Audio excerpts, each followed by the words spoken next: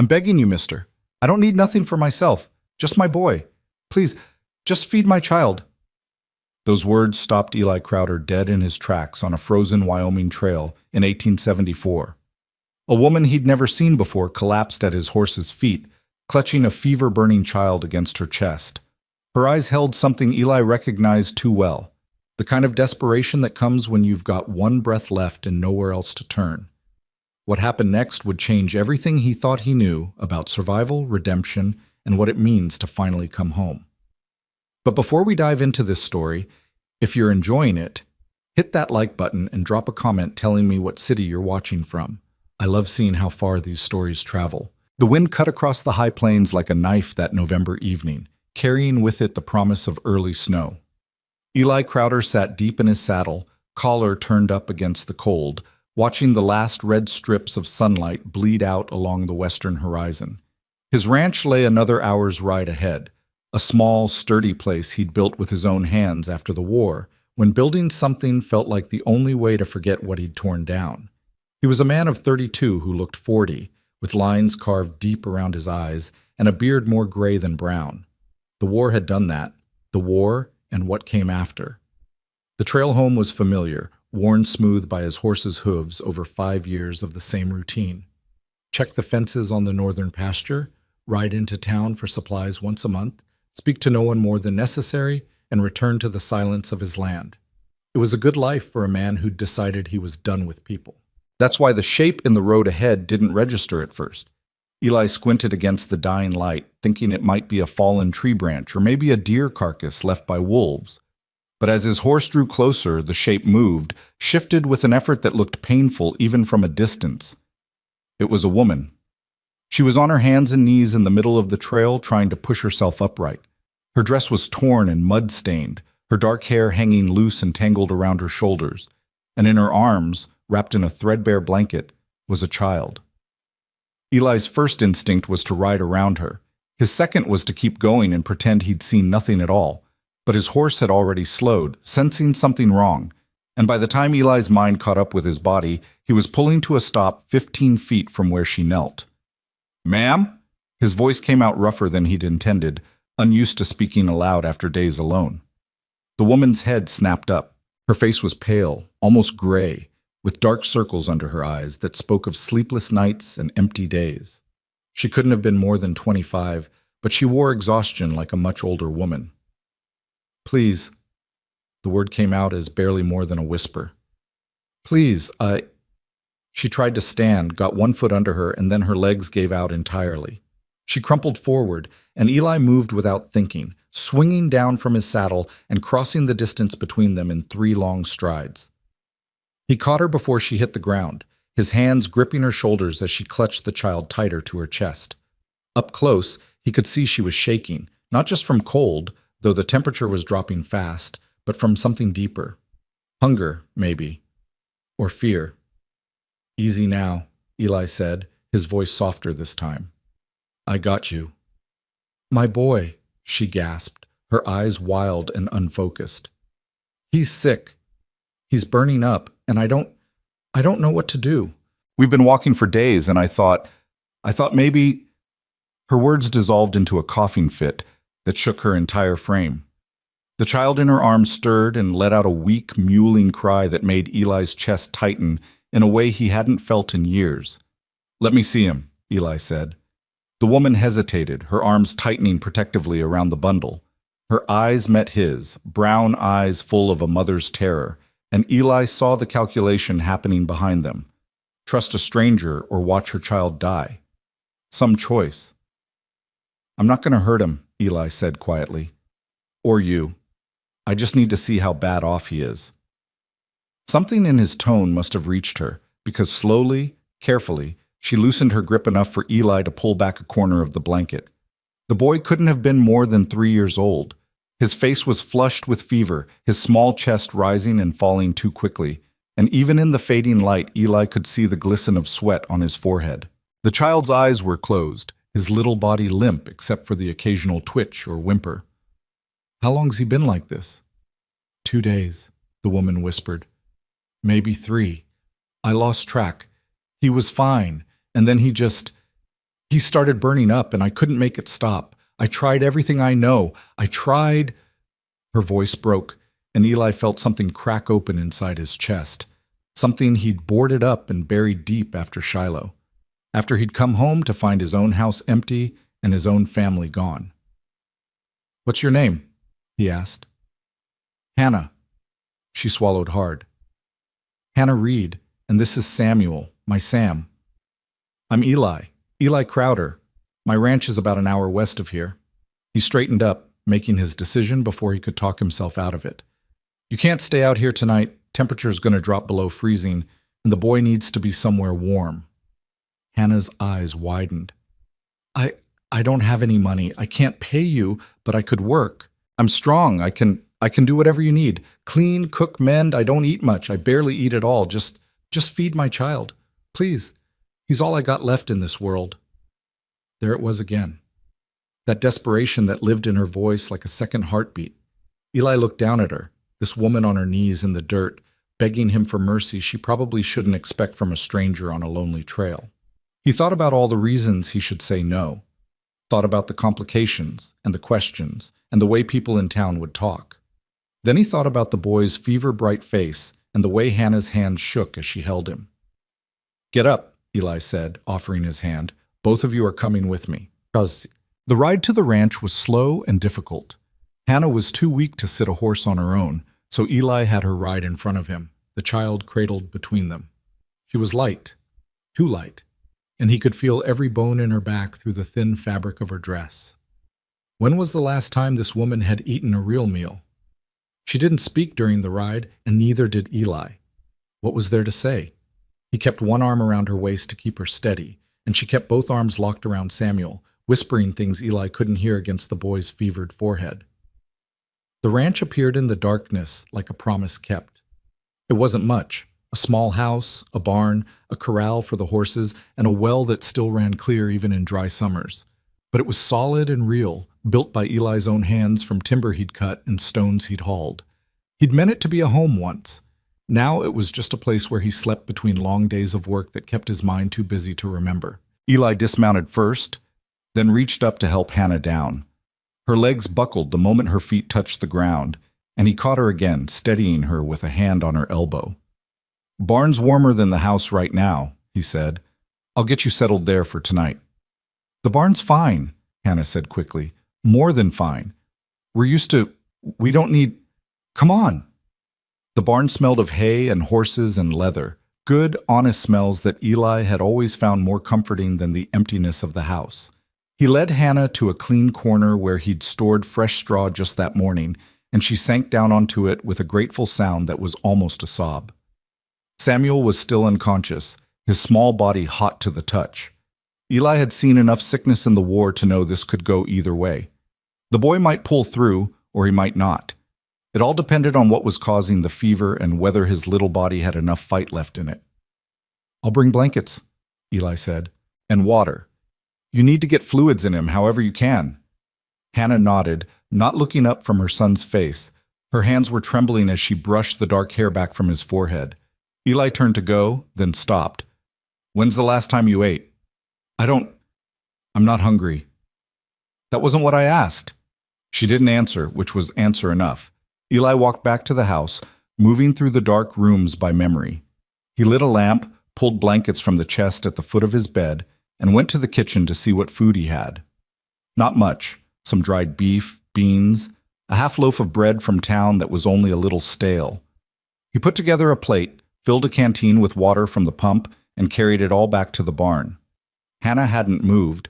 She was sitting exactly as he'd left her, staring down at Samuel with an expression that made Eli's throat tight. "Here," he set the plate and water beside her. "You need to eat." "I told you, I'm not. Your boy's sick, and you're not going to do him any good if you collapse." Eli's voice came out harder than he meant it to. "Eat. I'm not asking." For a moment he thought she might argue, but then she picked up the bread with shaking hands and took a small, careful bite. She chewed slowly, deliberately, like she was afraid her stomach might reject it. Eli watched her eat 3 bites of bread before she set it down and turned her attention back to Samuel. She dipped her fingers in the water and pressed them to the boy's lips, coaxing a few drops into his mouth. "That's good," Eli said. "Keep doing that, and try to get him to drink more when he wakes." "If he wakes." The words hung in the air between them like smoke. "He will," Eli said with more confidence than he felt. "Kids are tougher than they look." Hannah's eyes came up to meet his, and in the lamplight he could see tears tracking down her dirty cheeks. "Why are you helping us?" It was a fair question. Eli didn't have a good answer for it. "Because you needed help," he said finally. "And because—" He stopped, not sure how to finish that sentence. "Because I know what it's like to lose everything? Because I've got a barn full of empty space and a house that echoes with ghosts? Because for just one moment, when I looked at your boy's face, I remembered what it felt like to have someone depend on me?" "Just get some rest," Eli said instead. "I'll check on you in a few hours." He left before she could thank him, before she could ask any more questions he didn't want to answer. Back in the house, he sat at his table in the dark and told himself this was temporary. One night, maybe two. Until the boy was strong enough to travel and the woman could get to wherever she was going. That's what he told himself. But deep down, in a part of his heart he thought he'd buried years ago, Eli knew that nothing about tonight felt temporary at all. He didn't sleep.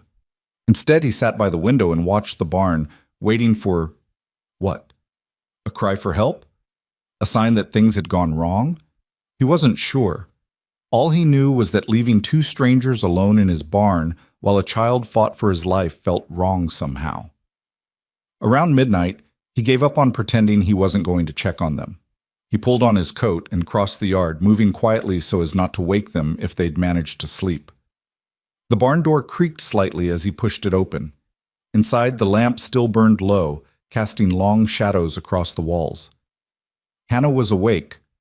Sitting with her back against a post, Samuel cradled in her arms.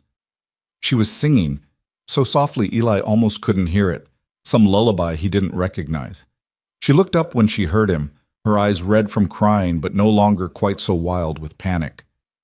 "He drank some water," she whispered. "About an hour ago." He opened his eyes for just a second and took a few sips. Relief flooded through Eli's chest. "That's good. That's real good. I've been trying to keep him cool, but I don't know if I'm doing it right.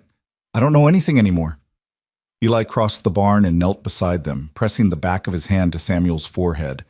The fever was still there, but it felt slightly less intense than before. Maybe. It was hard to tell. "You're doing fine," he said. "Just keep getting water in him when you can." Hannah nodded, but she looked exhausted, beyond exhausted, like she'd been running on nothing but fear and willpower for so long that her body had forgotten how to rest. "You should sleep," Eli said. "I can watch him for a while." No, I can't. What if he needs me?" "Then I'll wake you, but you're no good to him if you're too tired to stand." She looked like she wanted to argue, but her body was already betraying her. Her eyes kept drooping closed, then snapping open again, fighting sleep with everything she had left. "Just for an hour," Eli said quietly. "I'll stay right here, I promise." Something in his voice must have convinced her, because slowly, reluctantly, she shifted Samuel into Eli's arms. The boy was lighter than he should be, his small body burning with heat even through the blanket. Hannah lay down on the straw beside them, curling into herself. Within minutes, her breathing had deepened into sleep. Eli sat there in the lamplight, holding a stranger's sick child, and felt the weight of responsibility settle over him like an old, familiar coat. He'd felt this before. In the war, when he'd been responsible for the young soldiers in his unit. And before that, in another life that felt like it belonged to someone else entirely. He looked down at Samuel's face, at the way the boy's small hand had curled into a fist against his chest, and felt something shift inside him. Something that had been frozen for so long he'd forgotten it could thaw. "You're gonna be all right, kid," he whispered, not sure if he was trying to convince the boy or himself. "Your mama's not gonna let anything happen to you, and I guess, for tonight at least, neither am I." Samuel stirred slightly in his arms, his fever-bright face turning toward Eli's chest as if searching for comfort. Without thinking, Eli began to hum, low and quiet, an old tune his own mother had sung to him a lifetime ago. Outside, the wind picked up, rattling the barn doors and carrying with it the first flakes of snow. Winter was coming early this year, but inside, surrounded by the smell of hay and horses and the quiet breathing of two people who'd stumbled into his life by chance, Eli felt something he hadn't felt in years. He felt needed, and maybe, just maybe, that wasn't such a terrible thing after all. Dawn came slowly, painting the sky in shades of gray and pink that filtered through the barn's high windows. Eli had dozed off at some point, his back against the post, Samuel still cradled in his arms. He woke to the sound of Hannah stirring beside him. She sat up quickly, panic flashing across her face. "Sam, he's fine," Eli said quickly. "Fever broke about an hour before dawn. He's sleeping now, real sleep, not fever sleep." Hannah's eyes filled with tears again. But these were different. These were relief and gratitude and something else Eli couldn't quite name. She reached out with trembling hands, and Eli carefully transferred Samuel back to her arms. The boy looked better. His color was closer to normal, and his breathing had evened out. He was still thin and weak, but the immediate crisis seemed to have passed. "Thank you," Hannah whispered, pressing her lips to her son's forehead. "Thank you, thank you." "Don't thank me yet," Eli said, getting stiffly to his feet. His back protested, the night spent on the barn floor. "He's still weak. Needs food and rest. And you." He looked at Hannah, taking in her hollow cheeks and the way her dress hung on her frame. "You need the same." "We'll be out of your way soon as he can travel," Hannah said quickly. "I don't want to be any trouble." "Where are you headed?" The question seemed to catch her off guard. She looked away, her arms tightening around Samuel. "West. I thought, there's supposed to be work in the mining towns. Cooking, laundry. I'm good with my hands." "Those mining camps are no place for a woman alone," Eli said flatly, "especially not with a child." "I don't have anywhere else to go." The words came out flat and final, and Eli heard the whole story in them. Whatever Hannah was running from, whatever had put her on that trail alone with a sick child, she'd reached the end of every other option. "All right," he said after a moment, "here's what's going to happen. You and the boy are going to stay here until he's strong enough to travel proper. Could be a few days, could be a week. You can have the barn. I'll make it more comfortable. And I'll bring you food. You don't work for it. You don't owe me for it. You just rest and take care of your son." Hannah stared at him like he'd spoken a foreign language.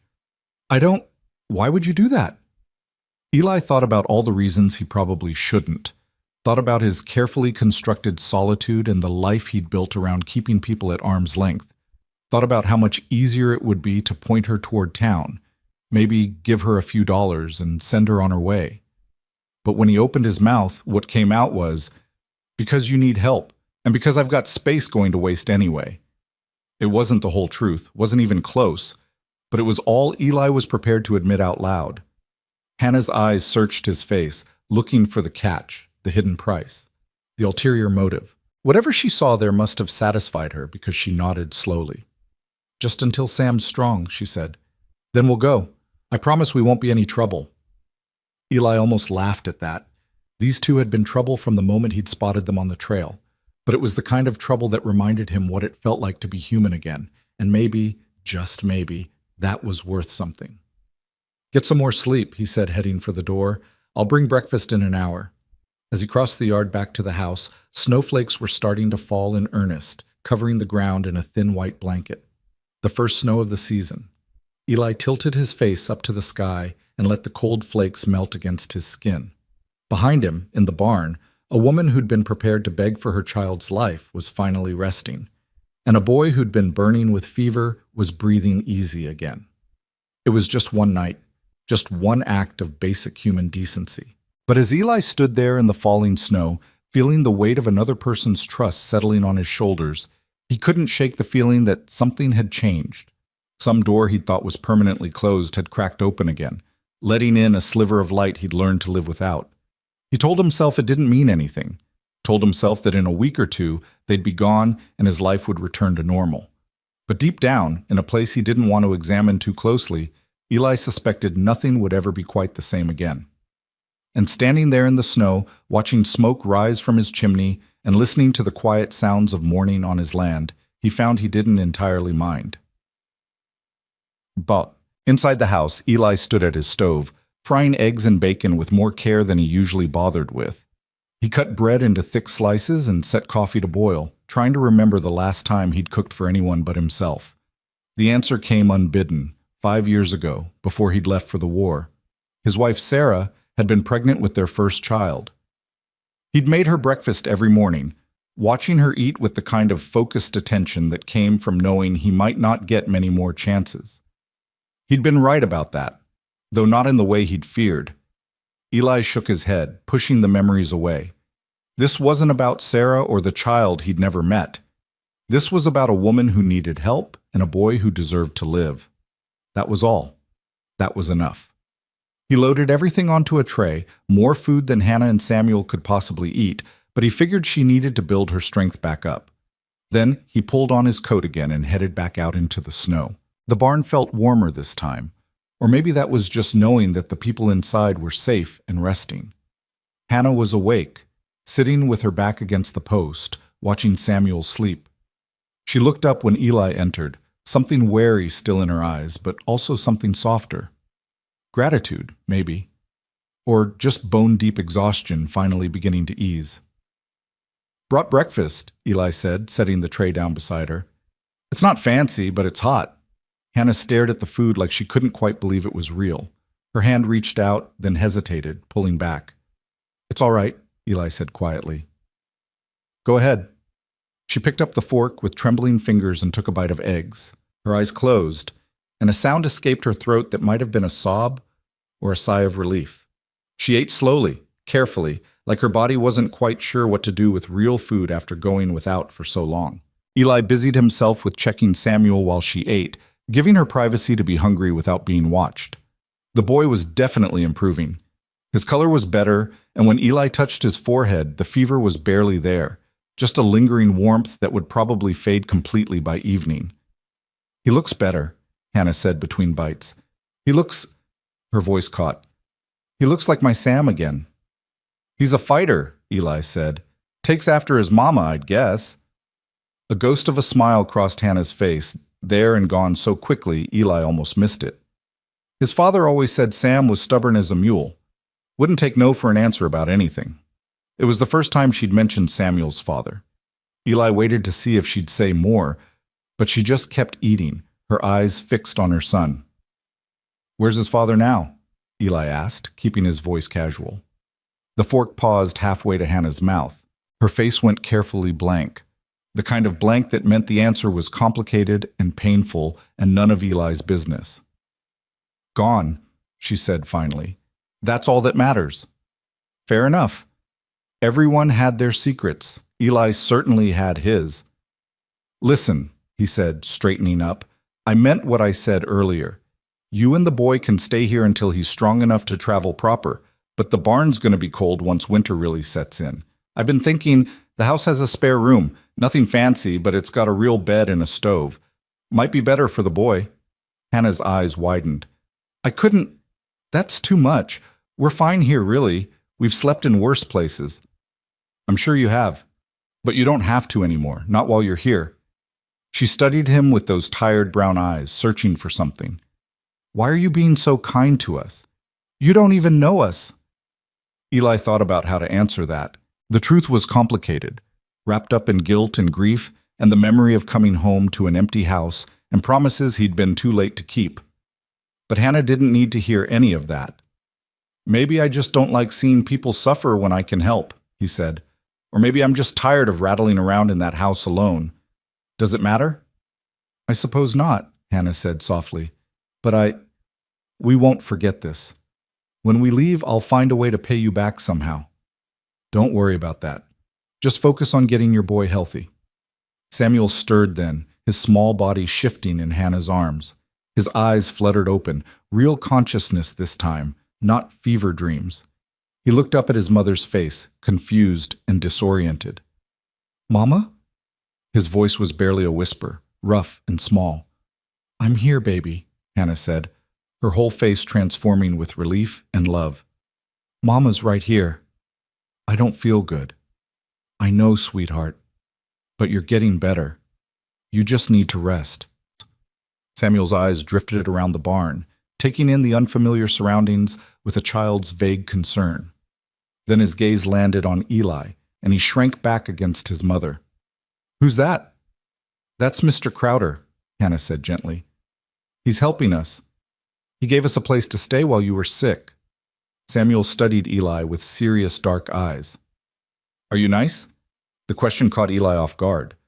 When was the last time anyone had asked him that? When was the last time it had mattered? "I try to be," Eli said, crouching down so he was at the boy's eye level. "And you can call me Eli. Mr. Crowder makes me feel old." "My papa wasn't nice," Samuel said with the blunt honesty of a young child. "He was mean. He made Mama cry." "Sam," Hannah said sharply, her face flushing, "that's enough." But the boy wasn't finished. "Are you going to make Mama cry?" Eli looked at this small, serious child who'd just fought off a fever that might have killed him and felt something crack open in his chest. This boy had learned young that men could be dangerous, that kindness couldn't be trusted, that sometimes the people who should protect you were the ones you needed protecting from. "No," Eli said quietly. "I'm not going to make your mama cry. You have my word on that." Samuel considered this for a long moment, then nodded as if Eli had passed some important test. "Okay, can I have some eggs?"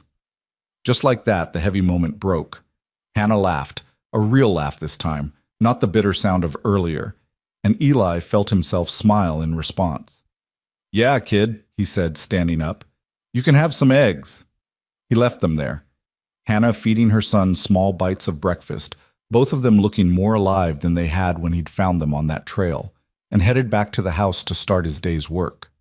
But as he walked across the yard, Eli couldn't shake the memory of Samuel's question. "Are you nice?" Such a simple thing for a child to ask. Such a complicated thing for Eli to answer.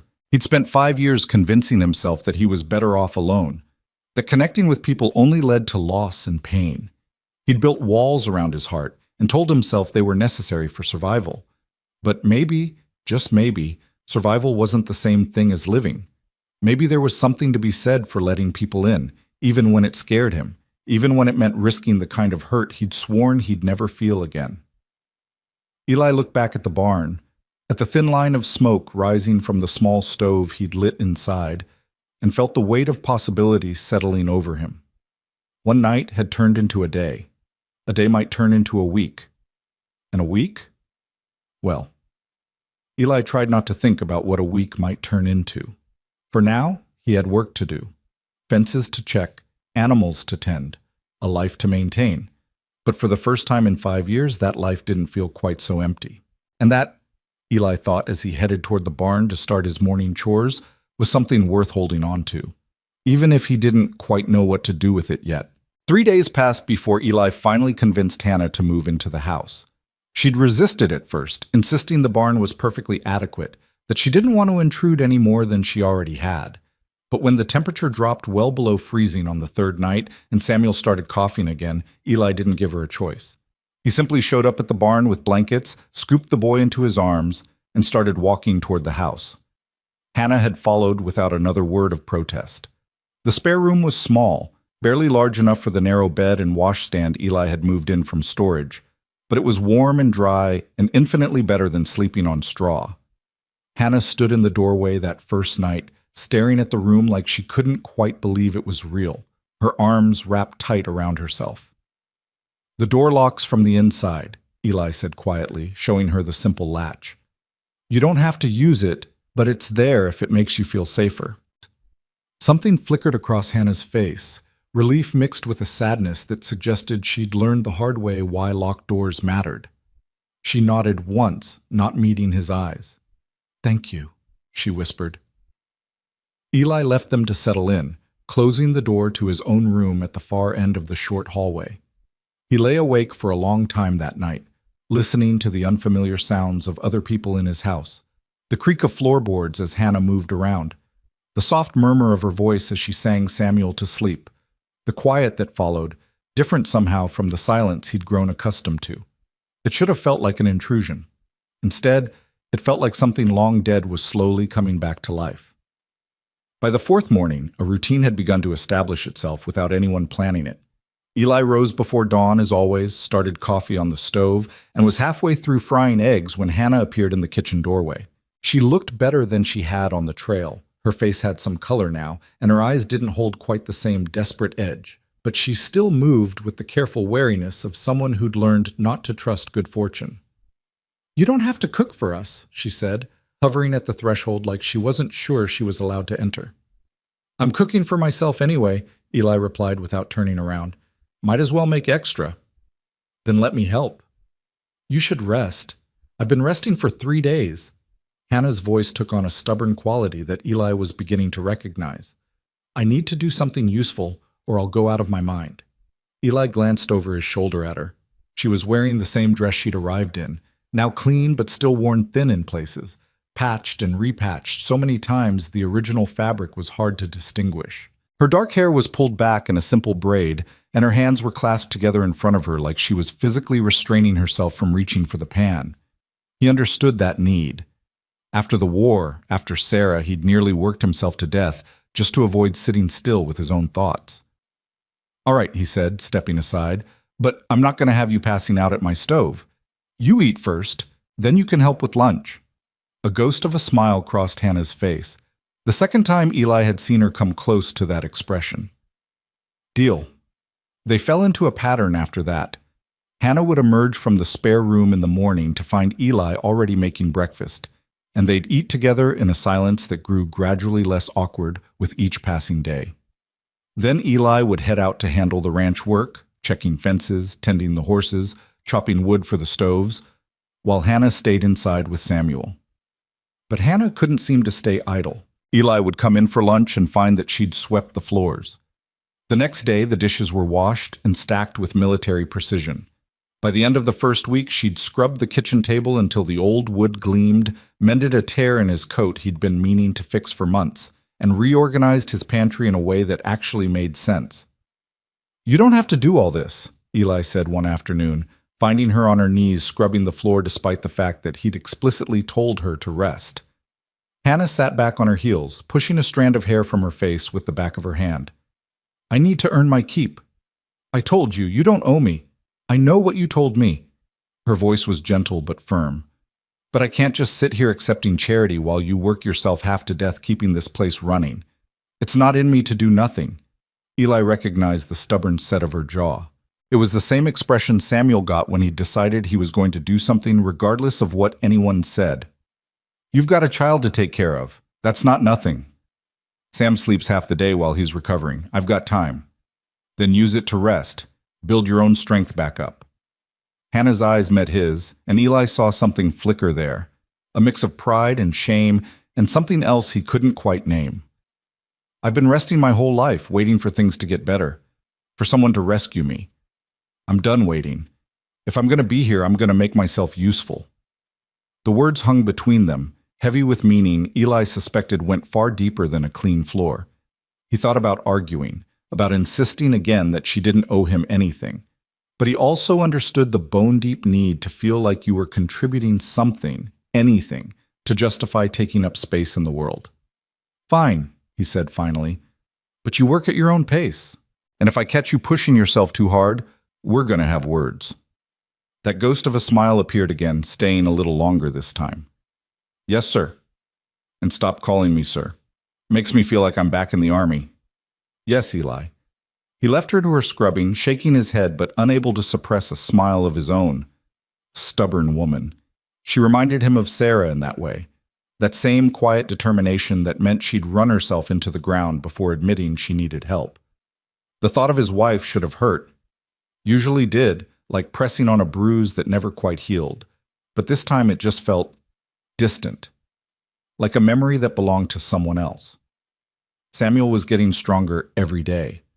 By the end of the first week, he was up and walking around, though he tired easily and still napped for hours each afternoon. He was a quiet child, too quiet, Eli thought, for a boy his age. But when he did speak, it was usually to ask questions. "Why don't you got a wife?" Samuel asked one morning, appearing at Eli's elbow while he was repairing a saddle in the barn. Eli's hands stilled on the leather. "Used to have one. She died while I was away at war." "Oh." Samuel considered this with a seriousness that seemed far too old for a 3-year-old. That's sad. Yeah, it is. Did you cry? The blunt question should have felt intrusive, but there was no malice in it, just genuine curiosity from a child who was still figuring out how the world worked. Yeah, Eli said quietly. I cried. Samuel nodded as if this made perfect sense. He watched Eli work for a few more minutes, then asked, Do you got any kids? This question hit harder. Eli's hands tightened on the saddle, and he had to force himself to keep breathing normally. No, I don't. How come? Because my wife was pregnant when I left for the war, and she died in childbirth before I made it home. Because I came back to an empty house and 2 graves in the churchyard. And sometimes I still wake up thinking I hear a baby crying. Because I've spent 5 years trying not to imagine what my child might have looked like. But Eli couldn't say any of that to a 3-year-old. Just didn't work out that way, he said instead. Samuel seemed to accept this.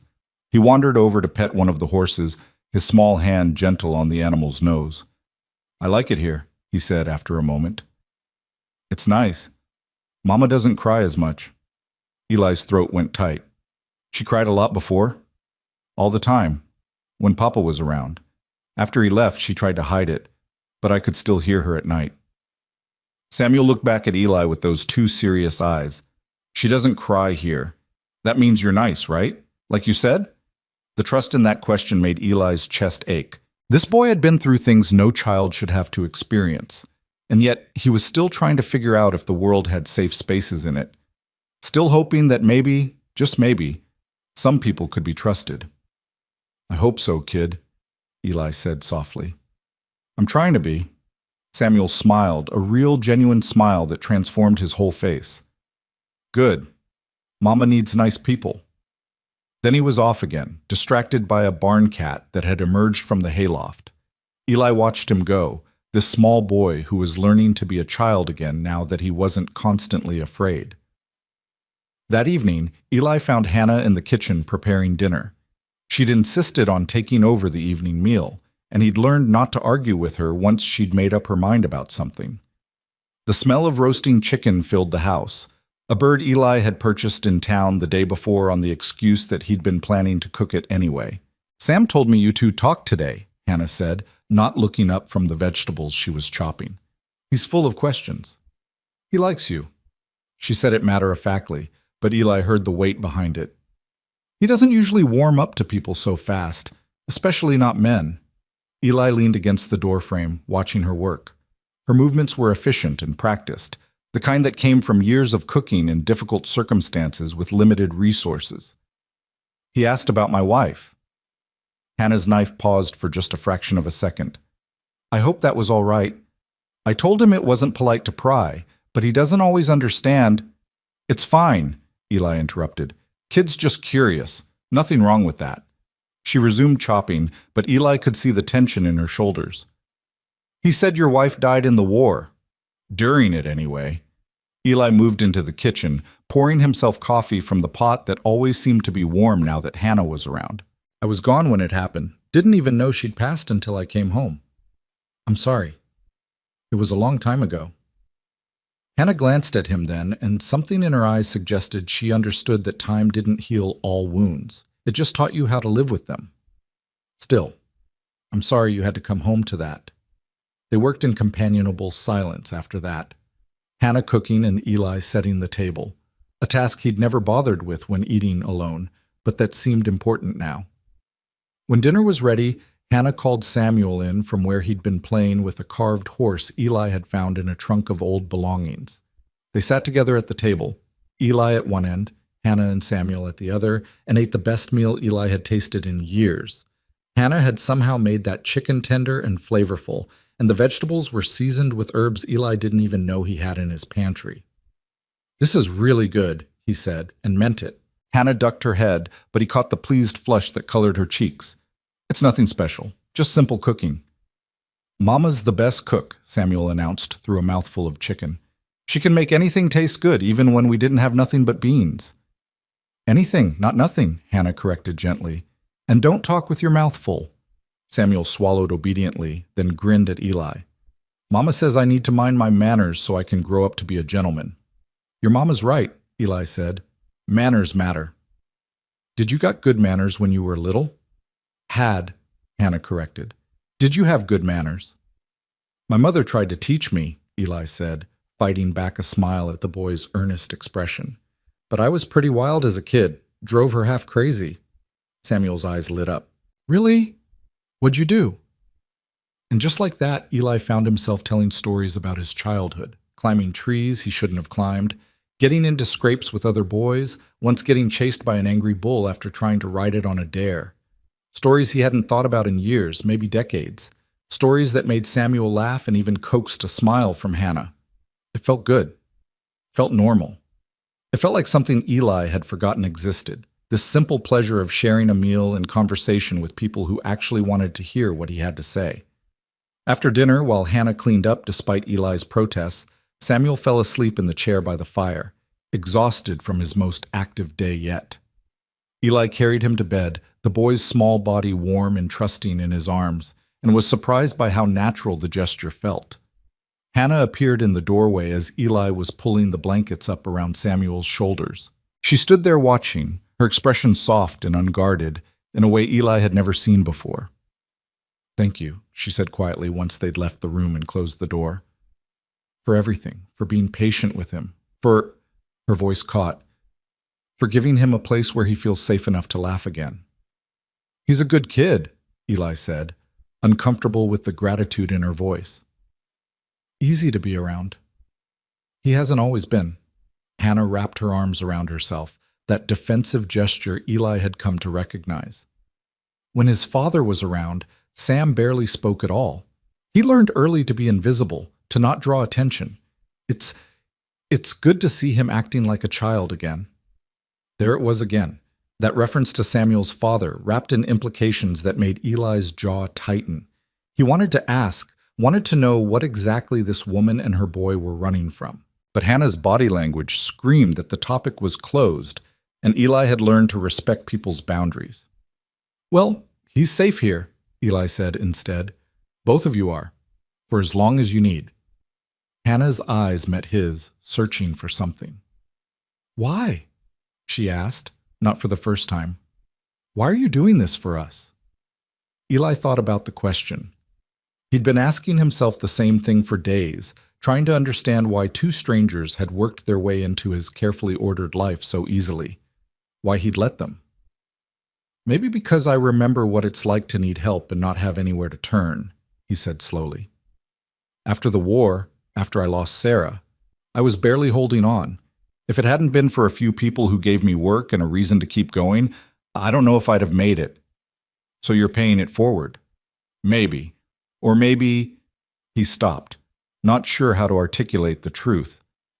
Maybe I've been alone too long. Maybe having you and Sam here reminds me what it feels like to be part of something again. Hannah's expression softened. You must have been lonely. I told myself I preferred it that way, convinced myself that being alone was safer than risking... He gestured vaguely, unable to finish the sentence. Risking getting hurt again, Hannah finished quietly. I understand that. I've been telling myself the same thing. They stood there in the dim hallway, the only light coming from the fire in the main room, and Eli felt something shift between them. An understanding, maybe. A recognition that they'd both been broken by their pasts and were both trying to figure out how to keep moving forward. We should probably get some sleep, Hannah said finally, breaking the moment. Tomorrow's another day. Eli nodded, but neither of them moved. The silence stretched out, comfortable now, instead of awkward. Eli?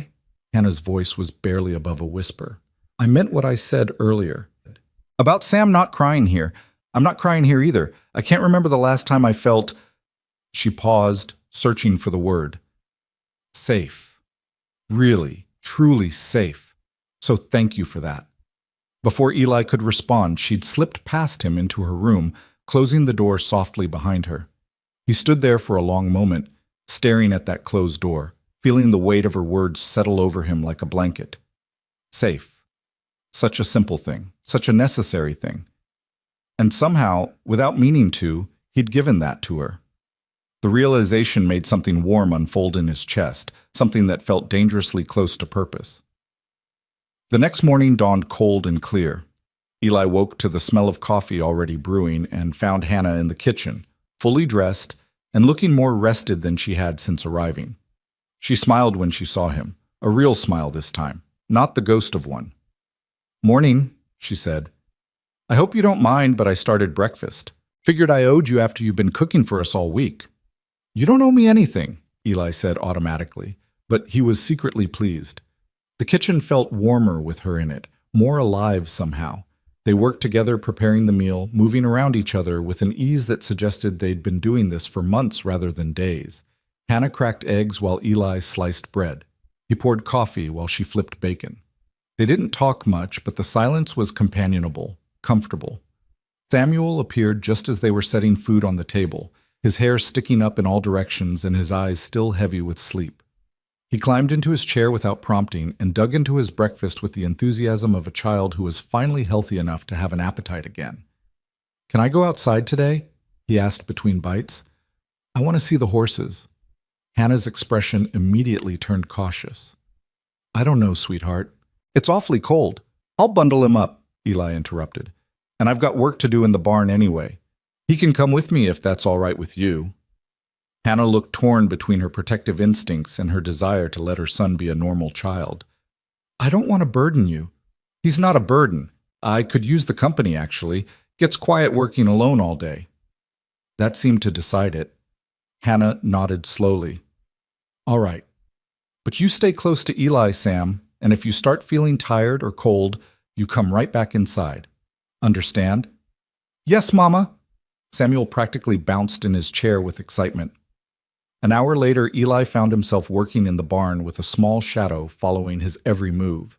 Samuel was bundled in layers of clothing, most of it too big, borrowed from Eli's own wardrobe and rolled up at the sleeves and hems, and he watched everything Eli did with wide, fascinated eyes. "What are you doing?" Samuel asked as Eli began mucking out one of the stalls. "Cleaning up after the horses. They're messy animals. Can I help?"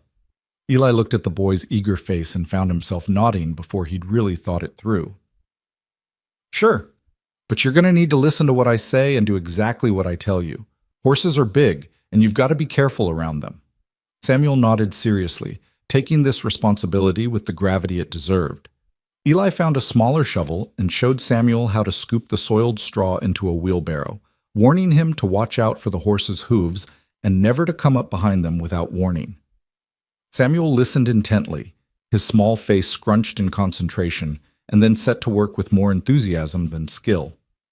They worked in companionable silence for a while, the only sounds the scrape of shovels and the soft nickering of horses. Eli found himself relaxing in a way he hadn't in years, the boy's presence somehow making the work feel less like a chore and more like something worth doing. "Eli," Samuel's voice was small but clear. "Yeah? Are you going to marry my mama?" Eli nearly dropped his shovel. "What? No, I mean, where'd you get that idea?" Samuel shrugged, completely unfazed by the question that had just sent Eli's heart racing. "You're nice to her, and you let us live here. That's what papas do, right?" Eli had no idea how to answer that. "It's more complicated than that, kid." "Why?" "Because..." Eli stopped, realizing he was trying to explain adult relationships to a 3-year-old. "Your mama and I barely know each other. Marriage is something that takes time." "Oh." Samuel considered this, then went back to shoveling. "Mama smiles more when you're around. I think she likes you." Eli's chest tightened. "Sam, your mama's just grateful for the help, that's all." "No, it's different." Samuel spoke with the absolute certainty that only children could muster. "When Papa was alive, she never smiled. She was always scared. But here she smiles for real." The casual mention of fear in the boy's voice made Eli's hands tighten on the shovel handle. Samuel was too young to understand what he was revealing, too innocent to know that every offhand comment painted a darker picture of the life he and Hannah had escaped. "Your papa's gone now," Eli said carefully. "You and your mama are safe here." "I know." Samuel grinned up at him. That's why she smiles. They finished the stall cleaning and moved on to other tasks. Eli showed Samuel how to brush the horses, letting him stand on a wooden crate to reach their flanks. The boy was gentle and patient, talking to the animals in a soft voice that reminded Eli painfully of his own childhood. Hannah appeared in the barn doorway around midday, carrying a basket covered with a cloth. "I thought you two might be hungry," she called. Samuel abandoned his brushing and ran to her, chattering excitedly about everything he'd learned. Hannah listened with that soft expression Eli was starting to recognize, smoothing down her son's wild hair with one hand. "He's been a good helper," Eli said, joining them. "Natural with the horses." "Really?" Hannah looked surprised and pleased. "Sam, that's wonderful." They ate lunch together in the barn, sandwiches and coffee for the adults, milk and cookies for Samuel. The boy ate quickly and then wandered off to play in the hayloft, leaving Eli and Hannah sitting on hay bales in the weak winter sunlight that filtered through the high windows. "He's happy," Hannah said softly, watching her son play. "I'd forgotten what that looked like." "He's a good kid. Makes it easy." Hannah turned to look at Eli, her expression suddenly serious. "Can I ask you something?" "Sure." "What you said last night about being alone, did you really mean it? About us reminding you what it feels like to be part of something?" Eli met her gaze, saw the vulnerability there. "Yeah, I meant it. Hannah looked down at her hands, picking at a loose thread on her dress.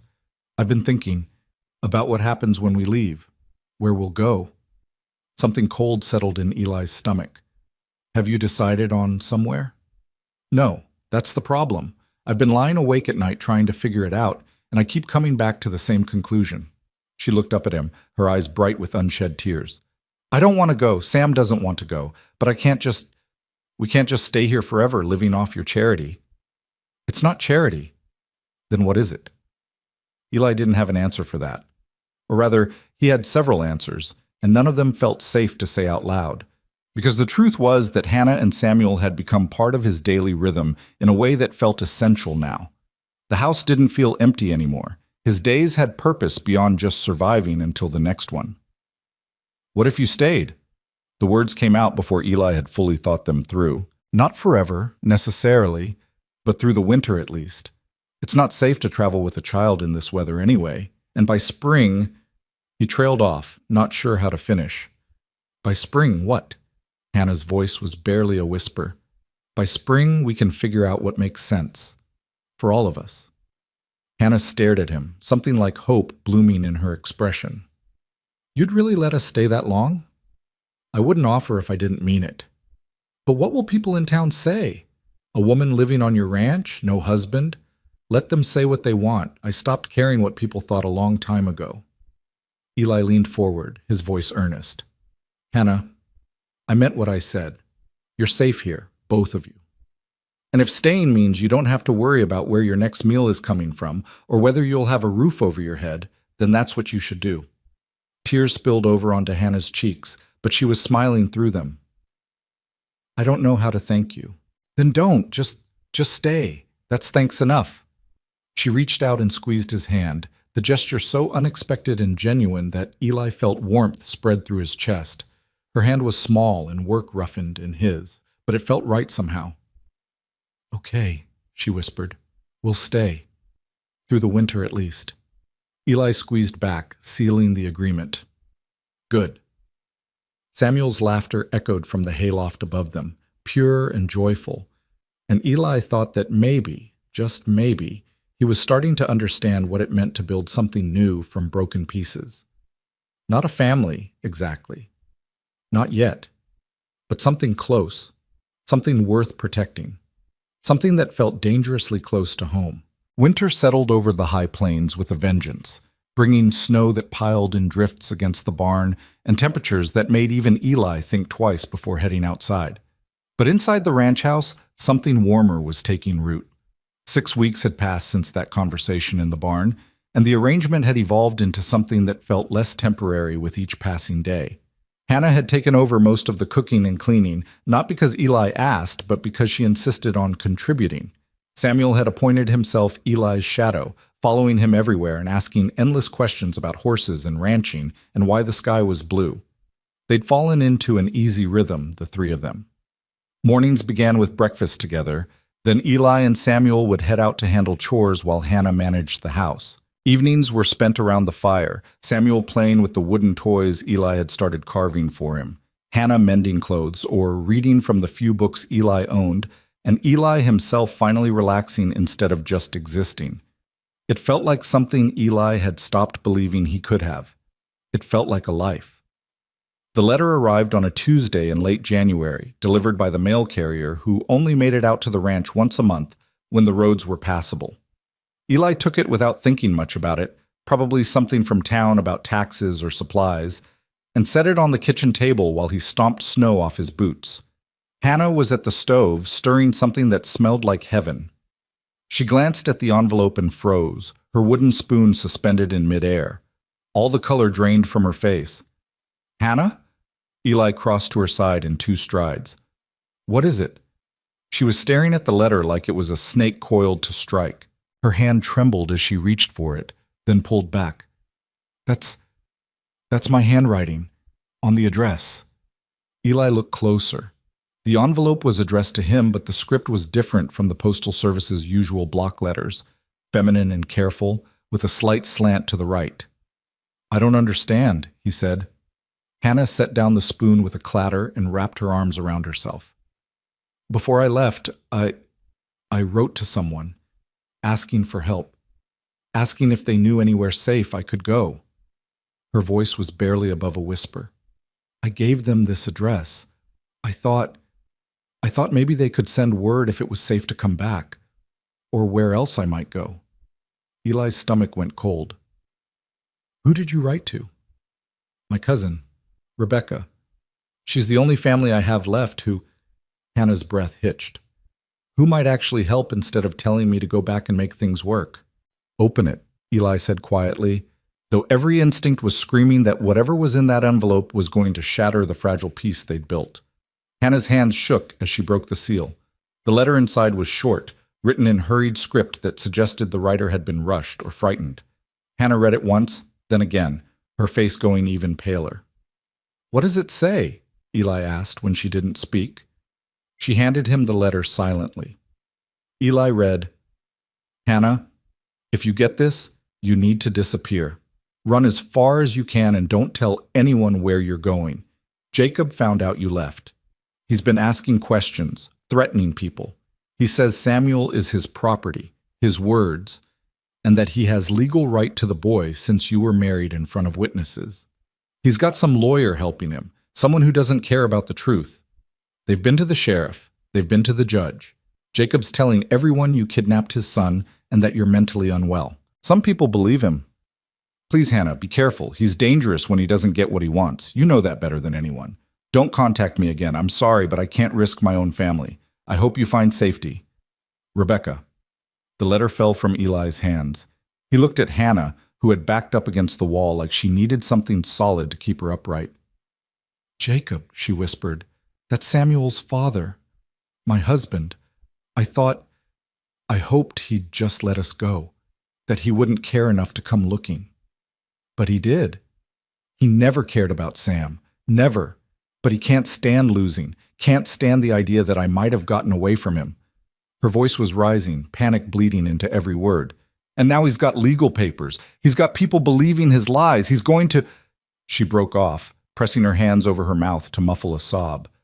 Eli crossed to her in 2 strides and gripped her shoulders, forcing her to look at him.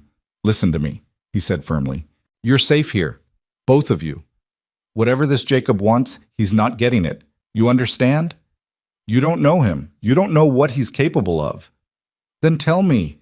Eli's voice softened but remained steady. "Tell me what I'm dealing with." Hannah's eyes were wild with fear, but she nodded shakily. They sat at the table. Samuel was napping in the next room, thank goodness, and Hannah told her story in a halting voice that broke Eli's heart.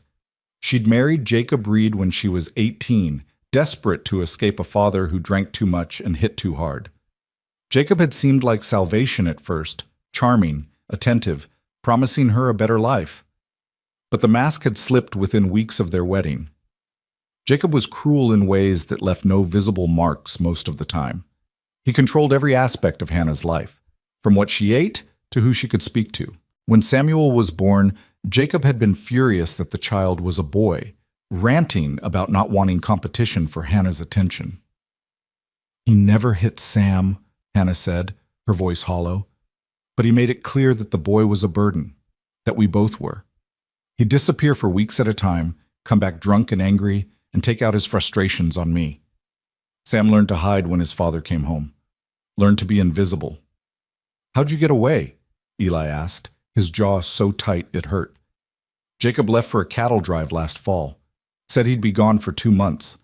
I waited a week to make sure he wasn't coming back. Then I took what little money I'd managed to hide and ran. I thought if I could just get far enough away, he'd forget about us. Find some other woman to torment." She laughed bitterly. "I should have known better. Jacob doesn't forget, and he doesn't forgive." Eli's hands curled into fists on the table. He'd met men like Jacob Reed during the war, small, mean-spirited bullies who enjoyed having power over people weaker than themselves. The kind of men who made the world a worse place just by existing in it. "He's not taking Samuel," Eli said flatly. "I don't care what papers he has or what lies he's told. That boy's not going back to him. But if he has legal right—" "Legal right?" Eli's voice hardened. "He terrorized you. He made your son so afraid he had to learn to be invisible. That's not a father. That's a monster." "The law doesn't care about that. The law says a husband has rights to his wife and children, regardless of how he treats them." Hannah's voice was bitter with the knowledge. "Women like me, we don't have any real recourse. We can't just leave. We can't take our children and disappear without consequences." "We'll find a way," Eli said with a certainty he didn't entirely feel. "There's always a way." Hannah looked at him with desperate hope. "You really think so?" "I know so, because I'm not letting anything happen to you or Sam. You have my word on that." The next 2 weeks were tense with waiting. Every sound of horses on the road made Hannah jump. Every stranger in town, when Eli went for supplies, made him scrutinize faces, looking for threats.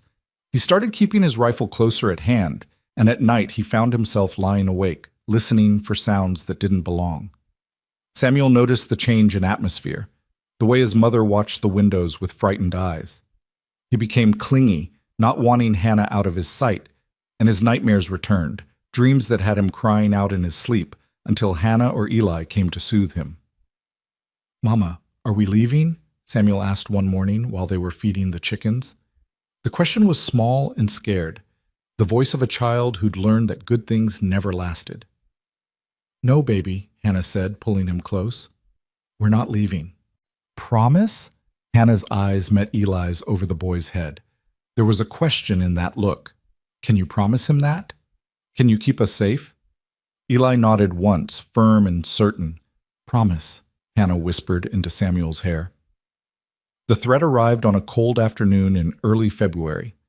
Eli was in the barn, repairing a broken stall door, when he heard horses approaching. 3 riders, moving fast. He set down his tools and walked out to meet them, his hand instinctively checking for the knife at his belt. The lead rider was a man in his mid-30s, well-dressed in a way that suggested money and status. He had the kind of face that might have been handsome if not for the cruel set of his mouth and the cold calculation in his eyes. The 2 men flanking him looked like hired muscle, thick-necked and mean, the kind of men who did dirty work for pay. "Can I help you?" Eli asked, his voice neutral but his body tense. The lead rider's smile didn't reach his eyes. "I'm looking for my wife, Hannah Reed. I have reason to believe she might be here." So this was Jacob Reed. Eli felt his dislike crystallize into something harder and more dangerous. "Don't know anyone by that name," Eli said evenly. Jacob's smile widened. "Now that's interesting, because I have a letter that suggests otherwise. A letter my wife wrote to her cousin, giving this address as a place she might seek refuge." He pulled a piece of paper from his coat, not the original letter, Eli noted, but a copy. "So let's try this again. Is my wife here?" "Like I said, I don't know anyone named Hannah Reed." One of the hired men shifted in his saddle, hand moving toward the gun at his hip. Eli didn't move, but his eyes tracked the gesture, calculating distances and odds. "You know," Jacob said conversationally, as if they were discussing the weather, "lying to me is a very bad idea. I'm a patient man, but I don't like being toyed with. My wife took something that belongs to me, and I want it back." "Your wife," Eli said, his voice hard as iron. "Or your son?" Jacob's eyes flashed with something dark and ugly. "Both. They're my property, and the law agrees with me. I have papers." He reached into his coat again, this time pulling out an official-looking document. "From a judge in Kansas Territory. These papers give me full legal custody of my son and declare my wife mentally incompetent. So unless you want to be charged with harboring a fugitive and kidnapping, I suggest you hand them over right now." Behind Eli, he heard the barn door creak. He didn't turn, but he knew without looking that Hannah had come outside. He could feel her fear like a physical presence. "Jacob." Hannah's voice was steady despite the tremor Eli could hear underneath. "What are you doing here?" Jacob's face transformed when he saw her, fury and possessiveness warring for dominance. "What am I doing here? What am I— You ran away from your husband, you ungrateful bitch. You took my son. Did you really think I wouldn't come looking?"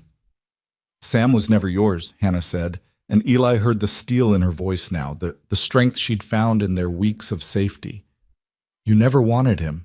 You made that clear every day of his life. That's not for you to decide. He's my son, born in wedlock. That makes him my property under the law." Jacob swung down from his horse, his hired men following suit. "Now you can come with me peacefully, or we can do this the hard way. But either way, you and the boy are leaving with me today." Eli stepped between Jacob and Hannah, his body a wall.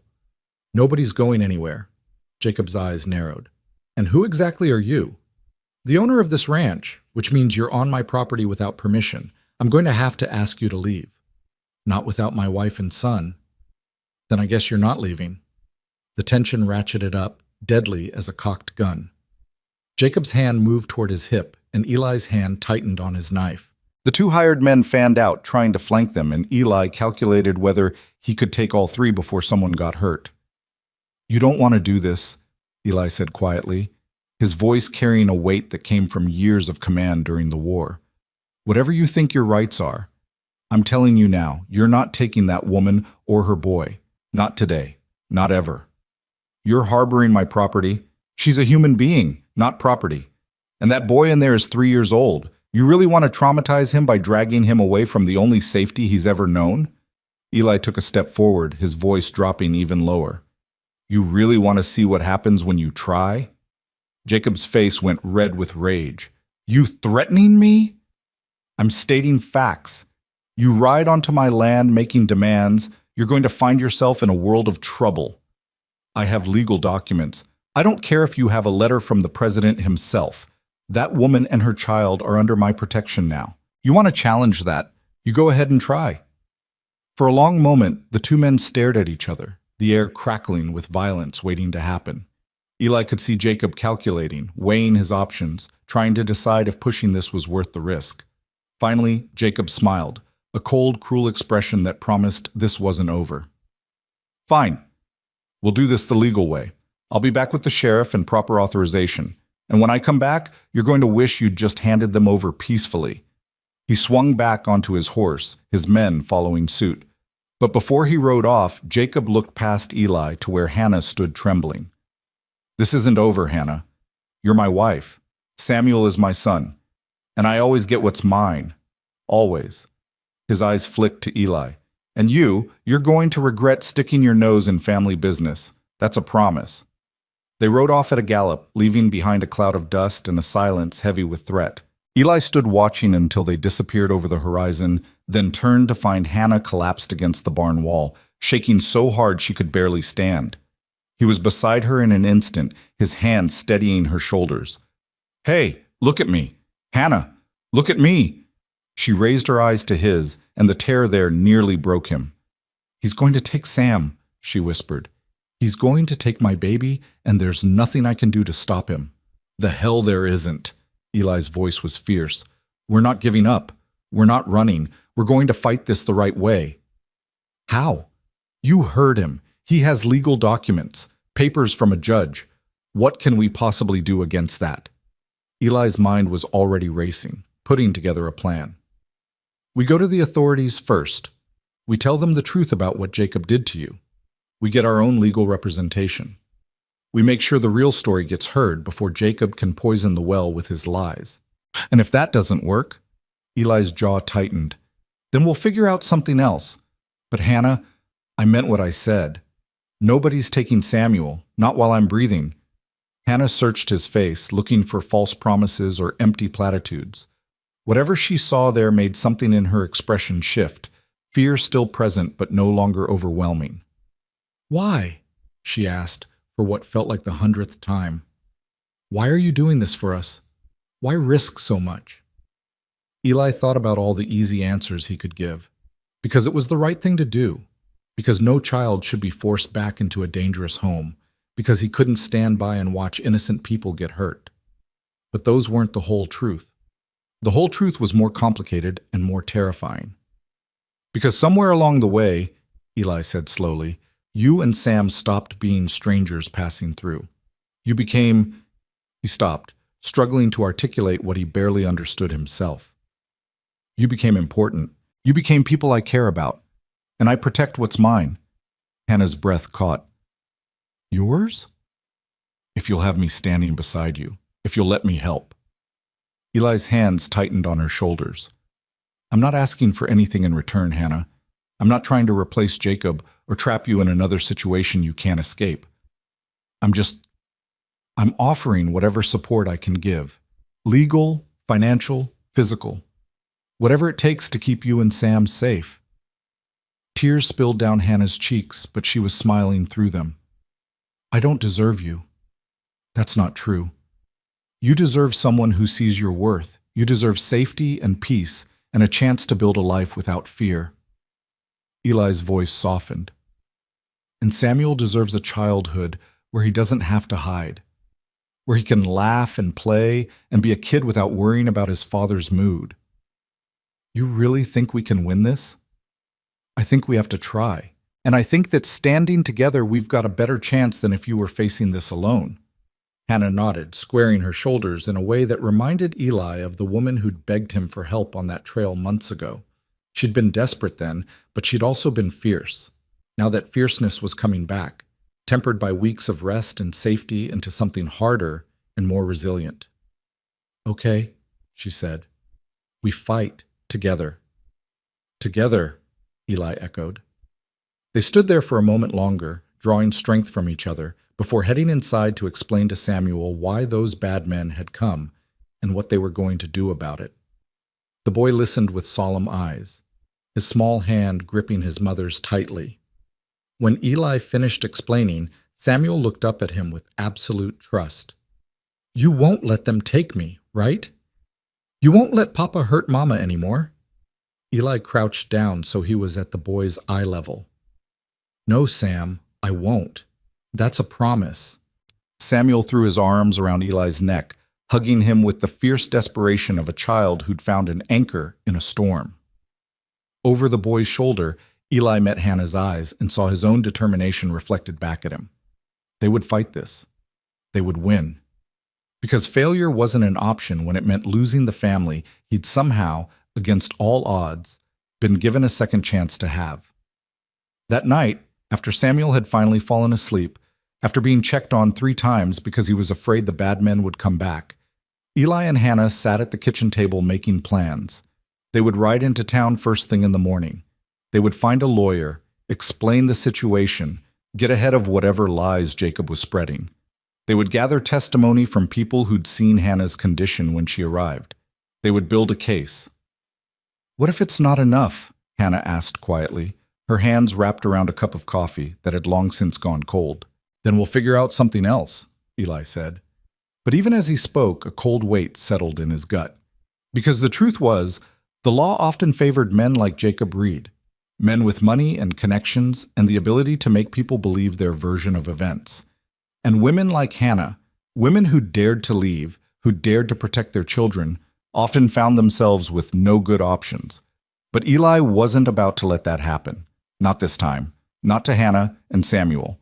Whatever it took, he'd find a way to keep them safe, even if it meant putting everything he had on the line. They left for town at dawn. The three of them bundled against the cold in the wagon Eli had loaded with blankets and supplies. Samuel sat between them, unusually quiet, his small hand gripping his mother's tightly. The boy had barely slept, startling awake every few hours, convinced the bad men were back. Each time, Hannah had held him close and whispered reassurances until he drifted off again, but the fear lingered in his eyes like a shadow. The ride to High Plains took 3 hours over roads still packed with snow. Hannah spent most of it staring straight ahead, her jaw set with determination even as her hands trembled in her lap. Eli wanted to reach over and take one of those hands, wanted to tell her everything would be all right, but he couldn't make promises he wasn't sure he could keep. High Plains wasn't much of a town, a main street with maybe 20 buildings, a general store, a saloon, a small hotel, and the courthouse that doubled as the sheriff's office. It was the kind of place where everyone knew everyone else's business, which meant Jacob's arrival hadn't gone unnoticed.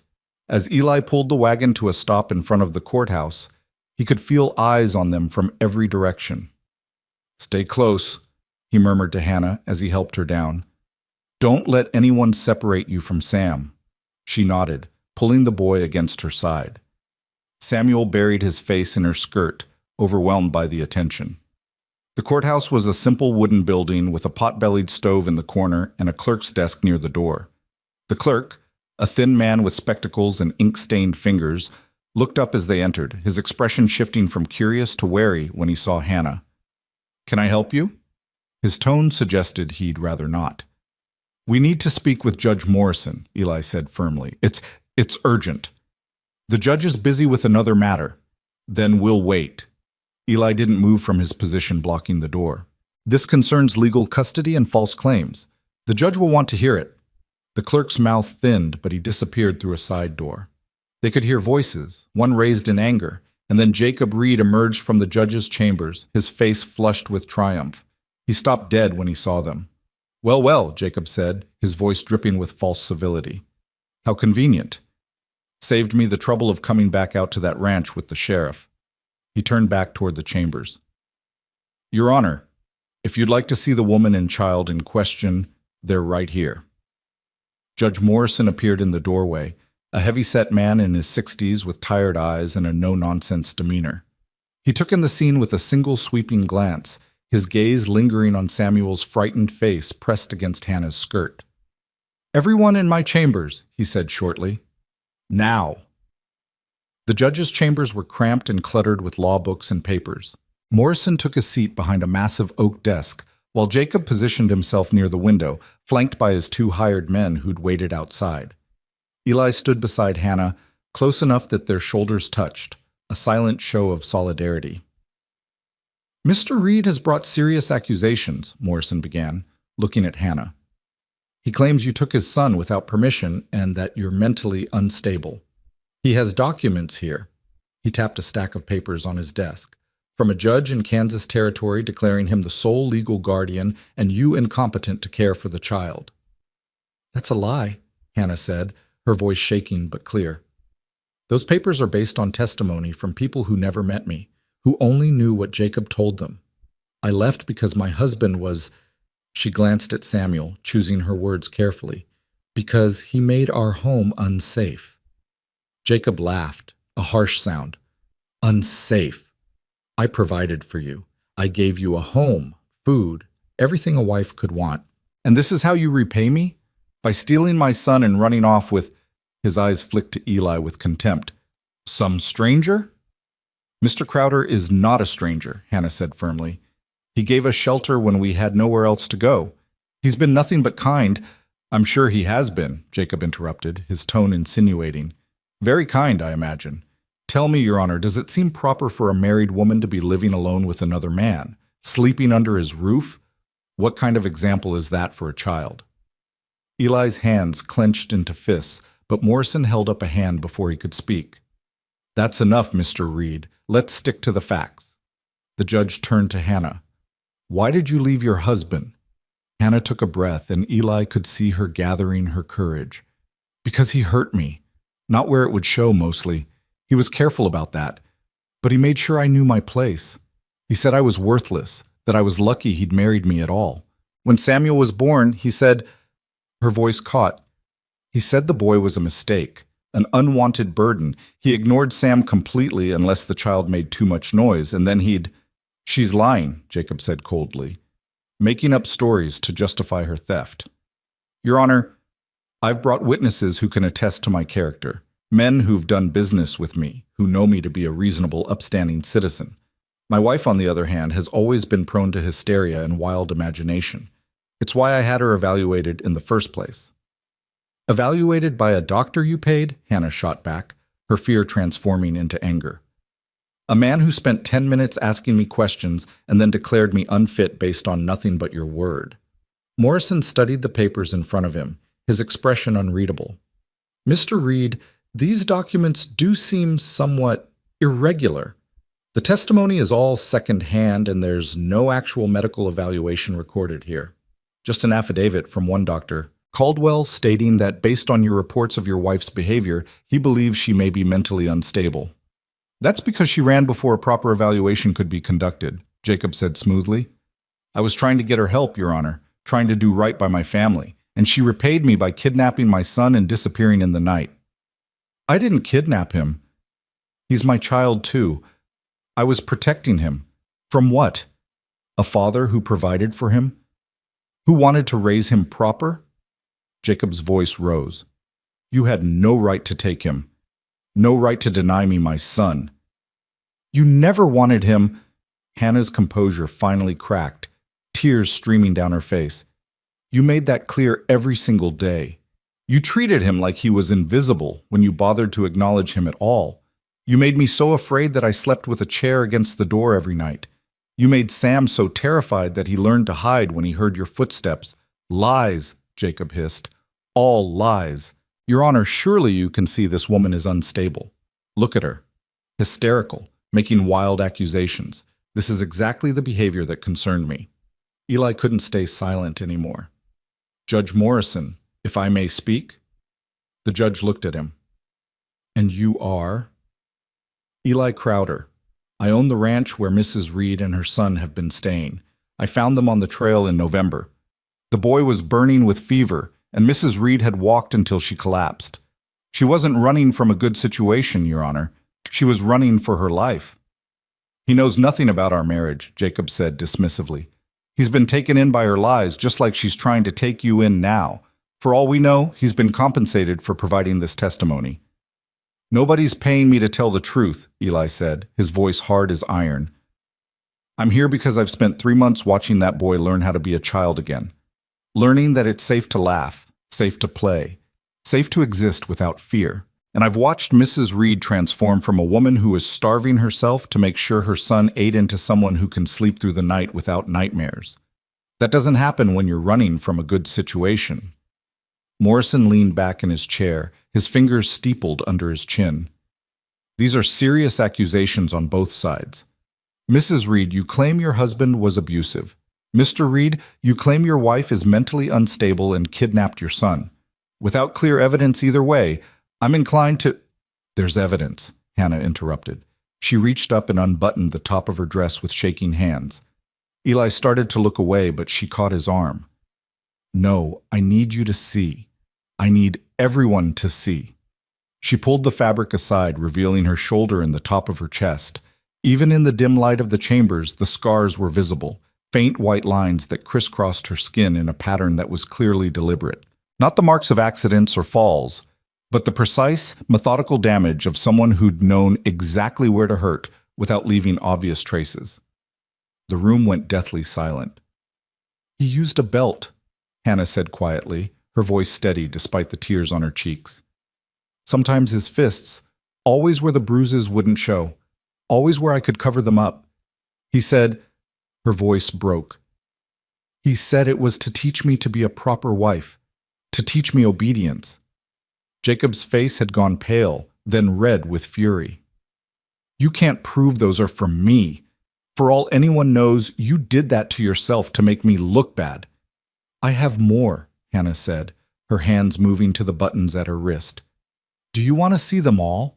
Every mark, every scar. Should I tell the judge about the time you broke my ribs because dinner wasn't ready when you wanted it? Or the time you held my hand over the stove because I'd spoken back to you? Enough, Morrison said, his voice sharp.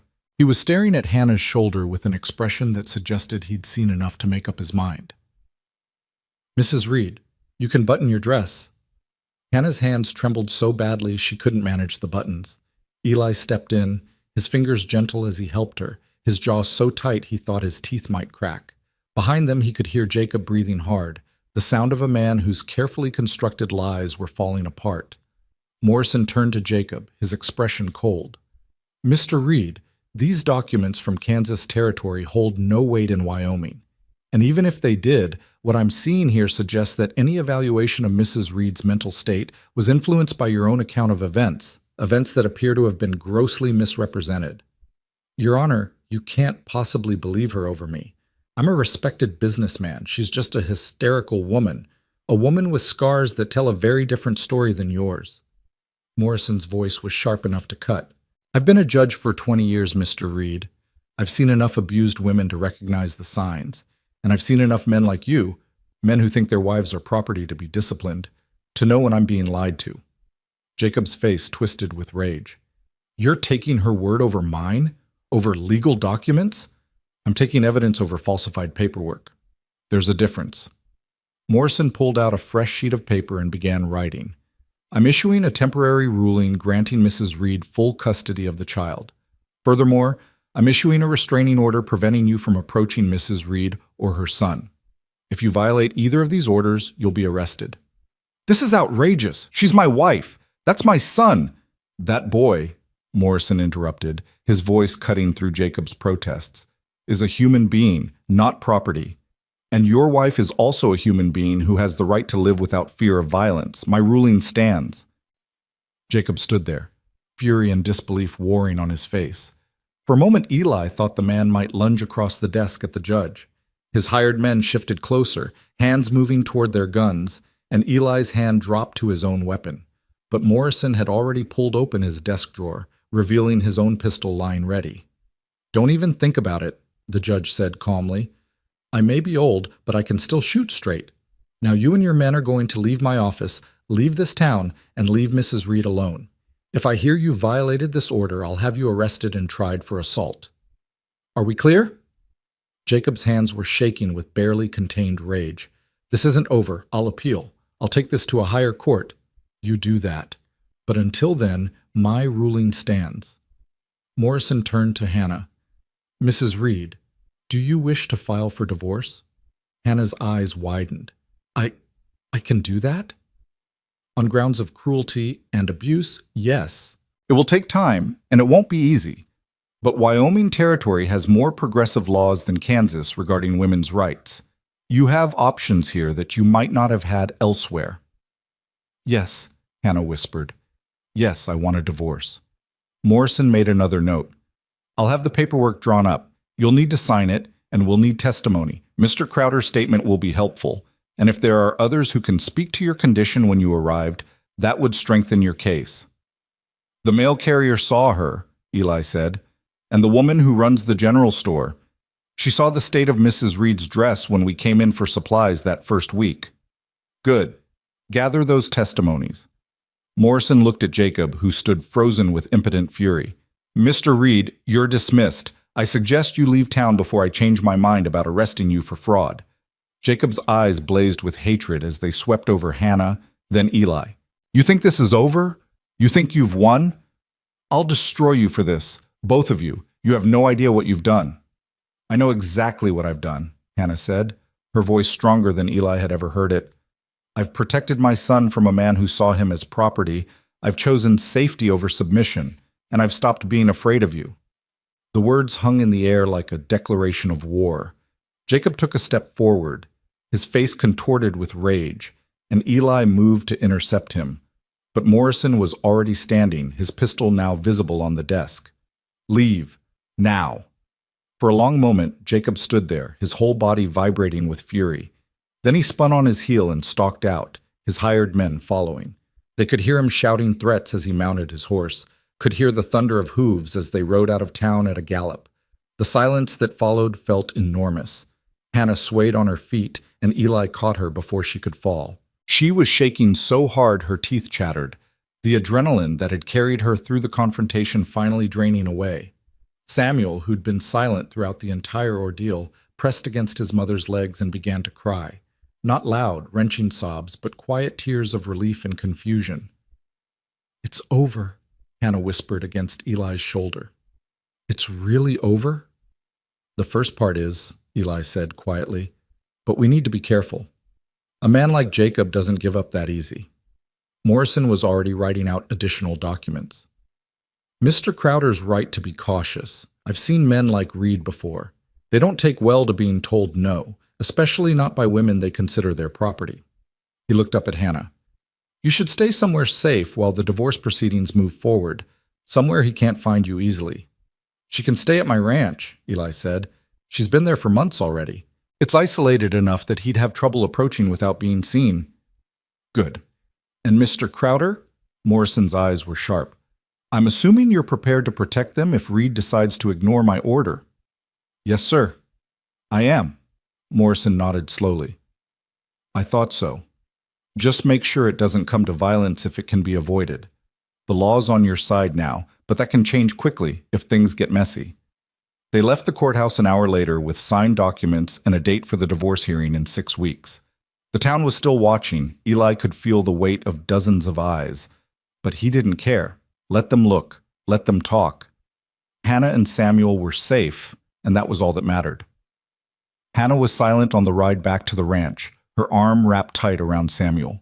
The boy had finally stopped crying and fallen asleep against her shoulder, exhausted by the emotional turmoil. Eli kept the wagon moving at a steady pace, his eyes constantly scanning the horizon for signs of trouble. "Thank you," Hannah said suddenly, her voice barely audible over the creak of the wagon wheels. "You don't have to thank me." "Yes, I do. You stood up for us. You put yourself at risk." "Hannah." Eli pulled the wagon to a stop, turning to face her fully. "I meant what I said back at the ranch. You and Sam, you're not obligations or burdens. He struggled to find the right words. "You're people I care about, people I want to protect. That's not charity or duty. That's what you do for people who matter." Hannah's eyes filled with tears again, but she was smiling. "You matter to us too. To me. More than I know how to say." Something passed between them in that moment, something unspoken but profound.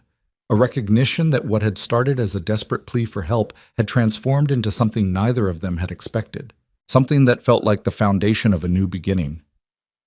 "We should get home," Eli said softly, but he didn't move, couldn't seem to make himself break the moment. Hannah reached out and took his hand, squeezing gently. "Home. I like the sound of that." They rode the rest of the way in comfortable silence, Samuel sleeping peacefully between them and the winter sun slowly sinking toward the horizon. And if Eli kept glancing back over his shoulder, watching for riders that never appeared, neither of them mentioned it. Because they both knew that while they'd won the first battle, the war might not be over yet. But for now, for this moment, they had safety, they had hope, and they had each other. And sometimes, that was enough to face whatever came next. The ranch appeared in the distance like a promise, smoke rising from the chimney into the darkening sky. Hannah's grip on Samuel tightened, and Eli could see the relief in her face, the bone-deep gratitude of someone who'd finally found a place where she could rest. "We're home," she whispered, and Eli felt those words settle into his chest like a benediction. Home. After 5 years of an empty house and a half-lived life, Eli finally understood what that word meant again, and he'd protect them, with everything he had.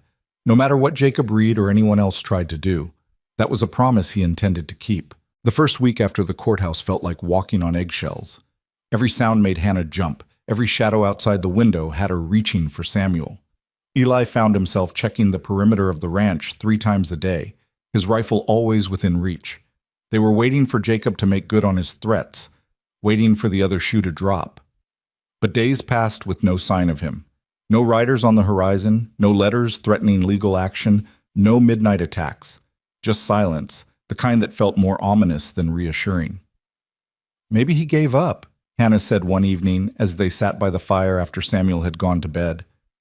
but her voice held no conviction, and her hands were twisted together in her lap. Men like Jacob don't give up, Eli said quietly. They just get smarter about how they fight. Hannah nodded, her face pale.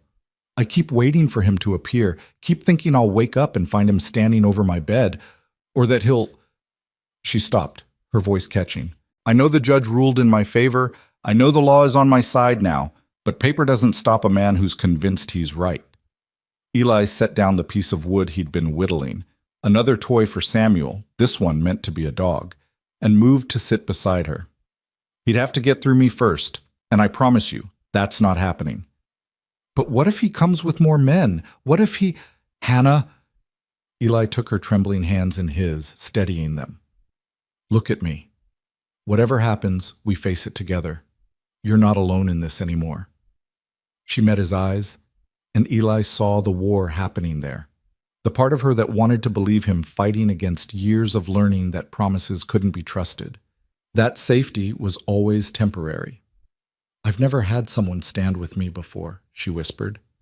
Even my own family. They told me marriage was forever, that I'd made my bed and had to lie in it, that a wife's duty was to endure.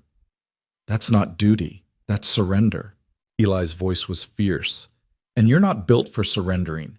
You walked until you collapsed to save your son. You stood in front of a judge and showed your scars. You chose fight over flight even when you were terrified. That's not a woman who gives up. Hannah's eyes filled with tears, but she was smiling. I had help. I had you.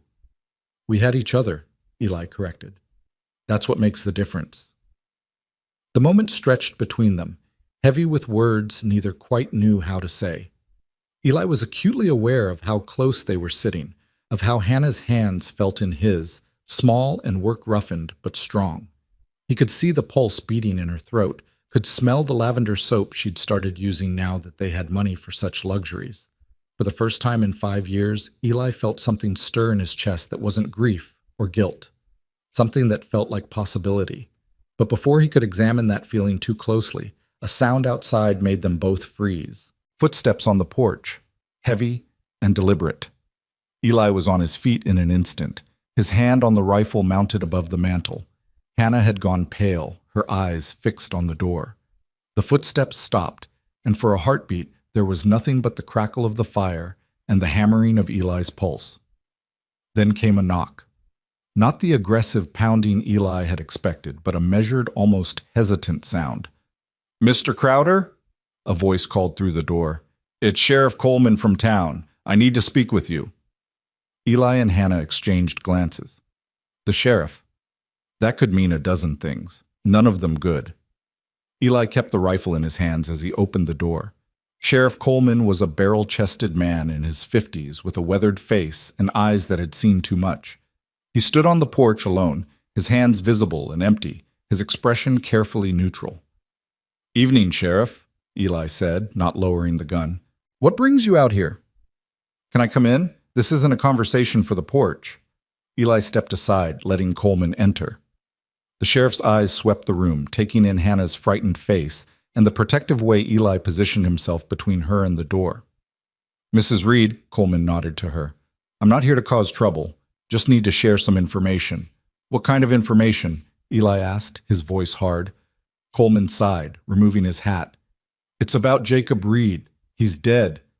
The words hit like a physical blow. Hannah gasped, her hand flying to her mouth. Eli felt his grip tighten on the rifle, his mind racing through implications and possibilities. "What happened?" he managed. "He rode out of town after that hearing, angrier than a rattlesnake. Headed east toward Kansas territory, we thought. But apparently, he stopped at the saloon in Laramie, got drunk, and started running his mouth about how he'd been wronged. Started talking about how he was going to come back here with real men and real guns and take what was his." Coleman's expression was grim. "Man named Patterson was in that saloon. Lost his own daughter to her husband's fists a few years back. Couldn't save her. I guess hearing Reed talk that way about his own wife and child, it didn't sit well." "Patterson killed him?" Hannah's voice was barely a whisper. "Drew on him in the street. Reed was drunk and slow. Patterson wasn't." Coleman looked at Hannah with something that might have been sympathy. "I know this is a shock, ma'am, but I thought you should hear it from me rather than through gossip. Reed died instantly, didn't suffer. Hannah sank into the chair, her face blank with shock. Eli set the rifle aside and moved to her side, his hand on her shoulder. She looked up at him with eyes that held a dozen emotions: relief, guilt, disbelief, and underneath it all, the first stirrings of something that might eventually become freedom. "There's more," Coleman continued. Patterson turned himself in, gave his statement. When word got around about what Reed had said, about how he'd planned to violate the judge's order and take you by force, well, let's just say there wasn't much appetite for prosecution. Judge Morrison ruled it self-defense. Patterson's been released. Self-defense? Eli frowned. Reed was unarmed and drunk. Reed made threats against a woman and child under court protection. Patterson acted to prevent a crime. That's how the judge saw it, and that's how the law's going to see it. Coleman's eyes met Eli's, and something passed between them, an understanding that justice didn't always look like the law books said it should. "Mrs. Reed, you're a widow now, you're free, and your son is safe." The words seemed to echo in the silent room. Free, safe. Concepts that had seemed impossible just hours ago, now offered up as simple fact. "What about his family?" Hannah asked suddenly.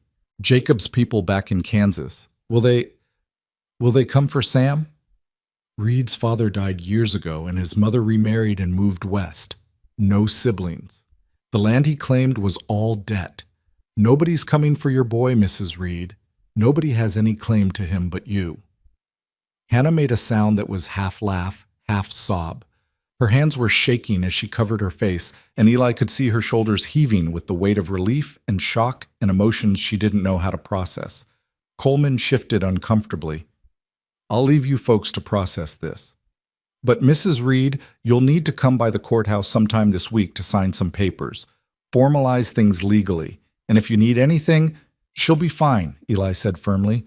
"We'll take care of everything. Thank you for riding out to tell us, Sheriff." Coleman nodded and showed himself out, closing the door quietly behind him. Eli stood there for a moment, his hand still on Hannah's shoulder, trying to wrap his mind around what had just happened. Jacob Reed was dead. The threat was gone. Hannah and Samuel were free. Just like that, everything had changed. Hannah was still crying silently, her whole body shaking. Eli knelt beside her chair, his hands gentle on her arms. "Hannah, look at me." She raised her head, tears streaming down her face. "He's gone. He's really gone. I'm free."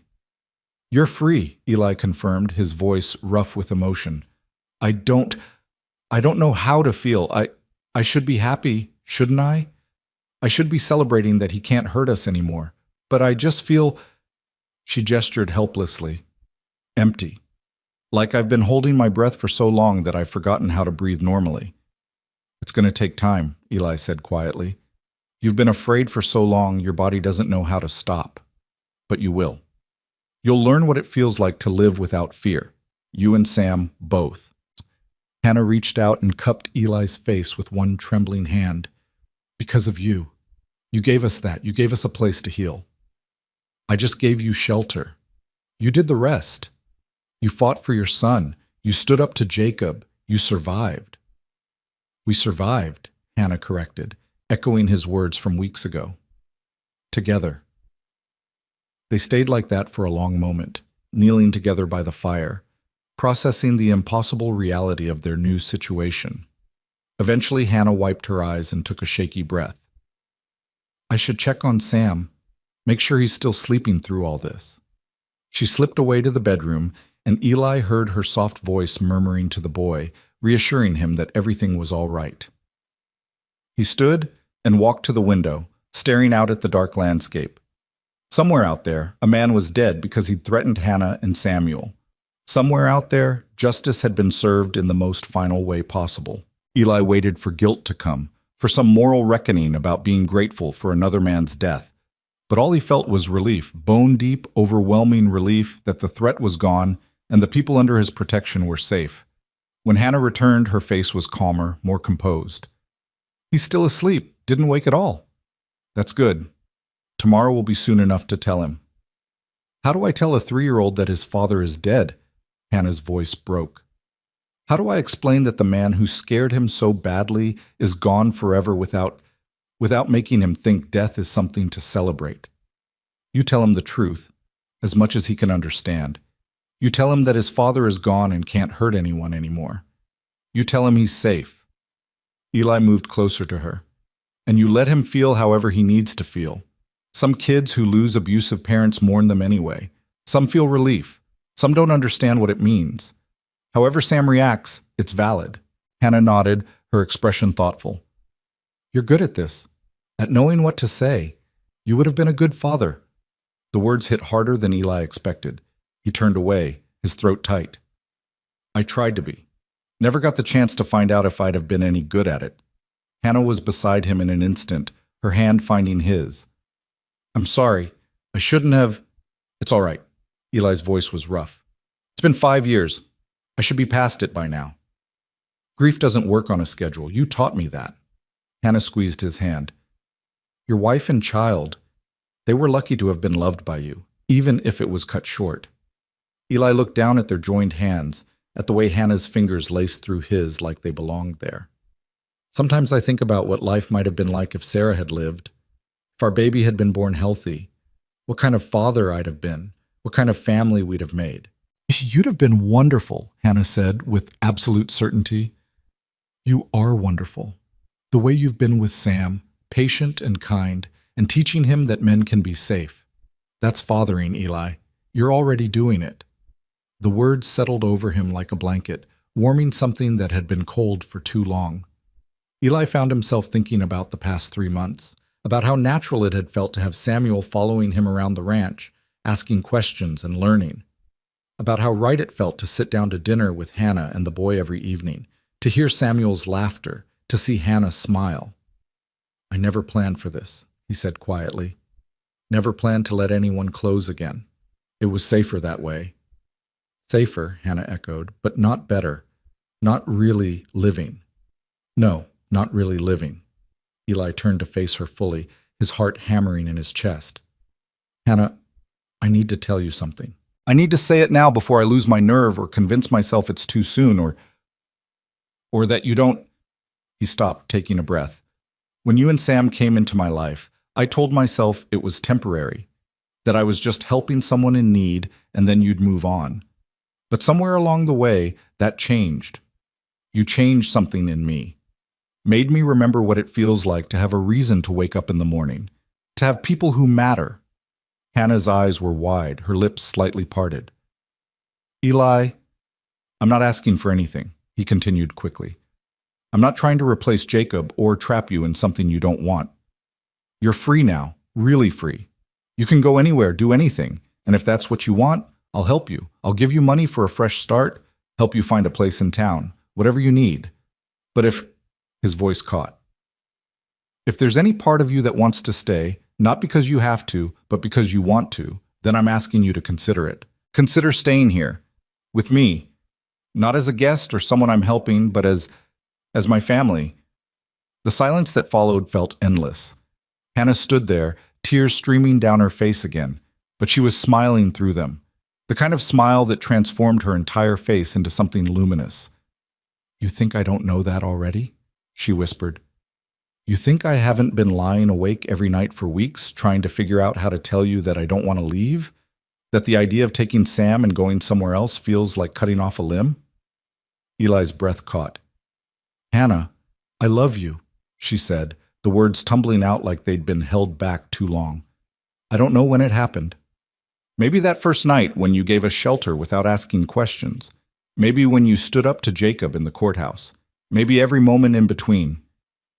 But I love you, Eli Crowder, not because you saved us, but because you showed us what it means to be chosen, to be valued, to be... Her voice broke. To be loved without conditions or fear.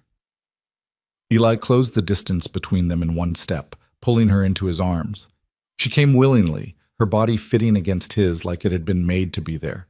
He could feel her trembling, could feel his own heart racing against her cheek. I love you too, he said into her hair. Both of you, you and Sam, you've become my family, and I don't want to lose that. I don't want to lose you. Hannah pulled back just enough to look up at him, her eyes shining. Then you won't. We're not going anywhere. This is home. You're home.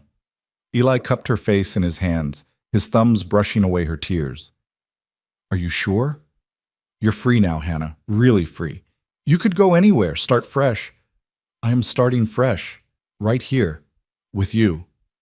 Her smile was radiant. I spent so many years being afraid, being controlled, being told I was worthless. And then I found you, and you showed me what I could be.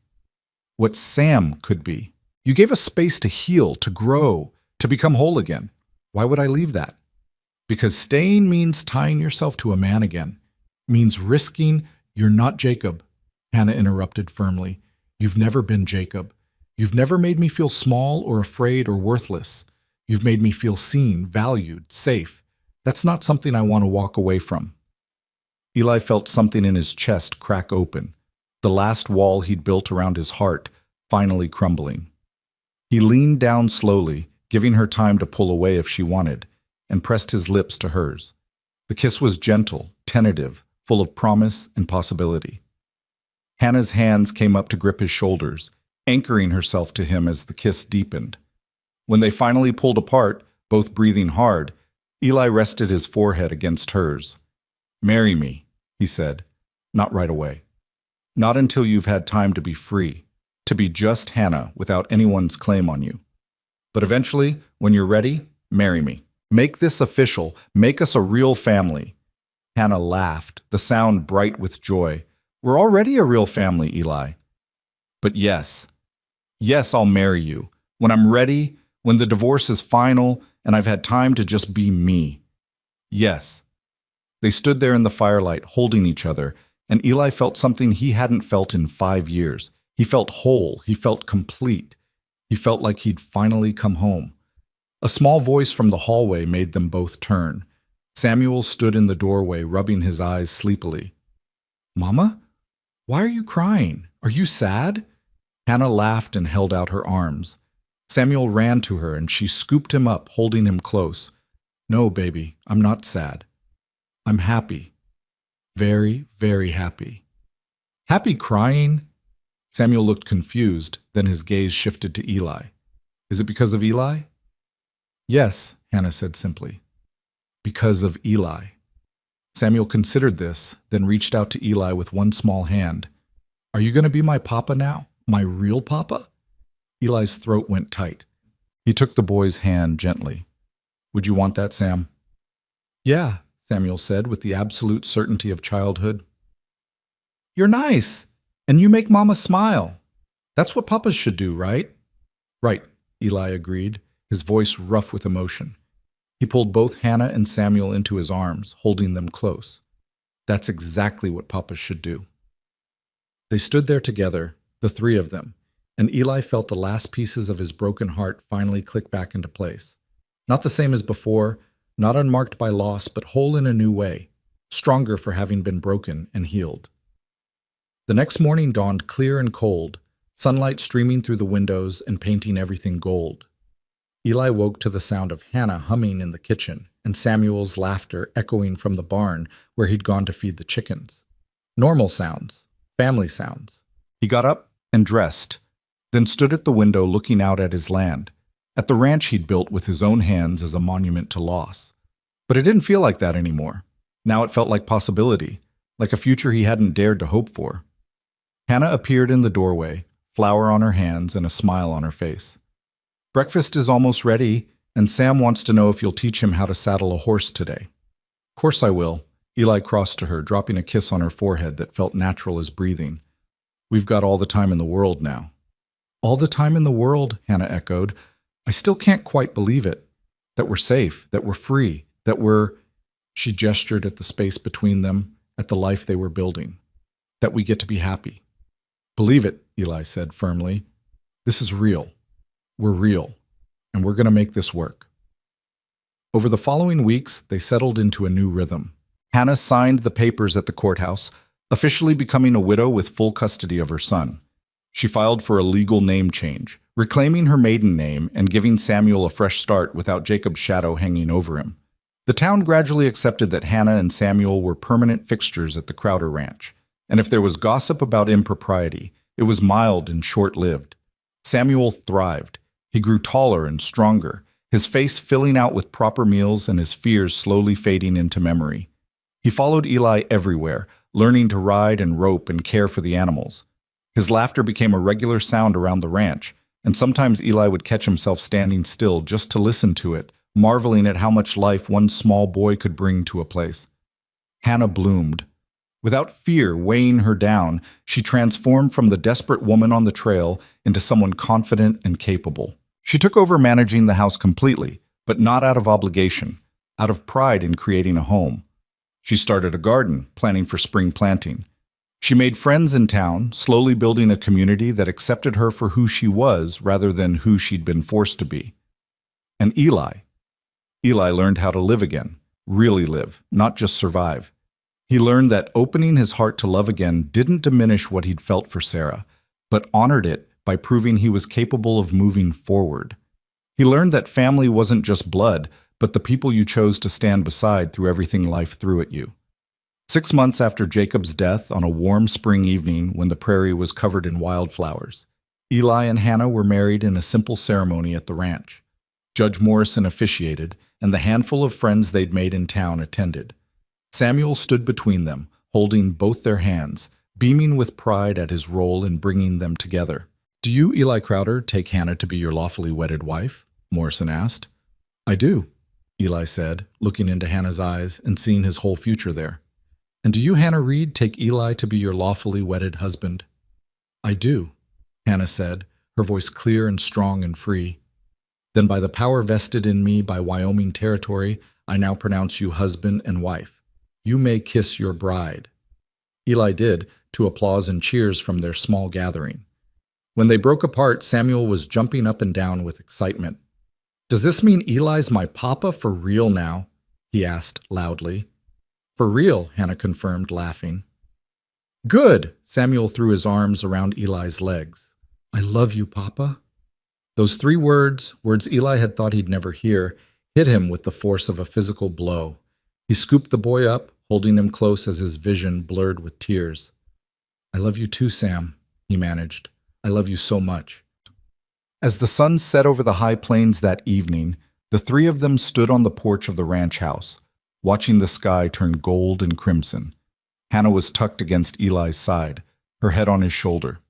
Samuel sat on the porch rail between them, chattering excitedly about the cake they were going to have at dinner. "Happy?" Eli asked Hannah quietly. She turned to look up at him, her eyes shining. "More than I ever thought possible. You gave me everything, Eli. Safety, freedom, love, a home." "You gave me the same," Eli said. "I was barely living before you and Sam showed up, just going through the motions. You reminded me what it means to have something worth protecting, something worth fighting for." "We reminded each other," Hannah corrected. She stood on her toes and kissed him softly. "Thank you for seeing me that night on the trail. Thank you for stopping instead of riding past. Thank you for being brave enough to ask for help. Thank you for trusting me when you had no reason to." Samuel made a face. "Are you 2 going to be mushy all the time now that you're married?" They both laughed. "Probably," Eli admitted, ruffling the boy's hair.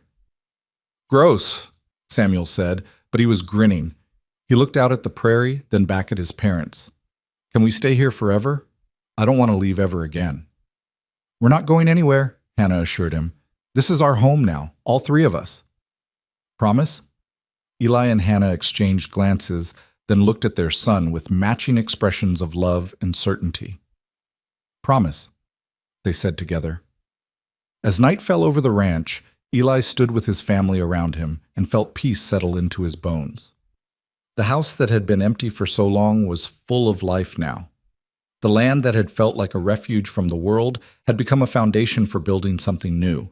They'd all been broken in different ways. They'd all survived things they shouldn't have had to survive. But somehow, impossibly, they'd found each other.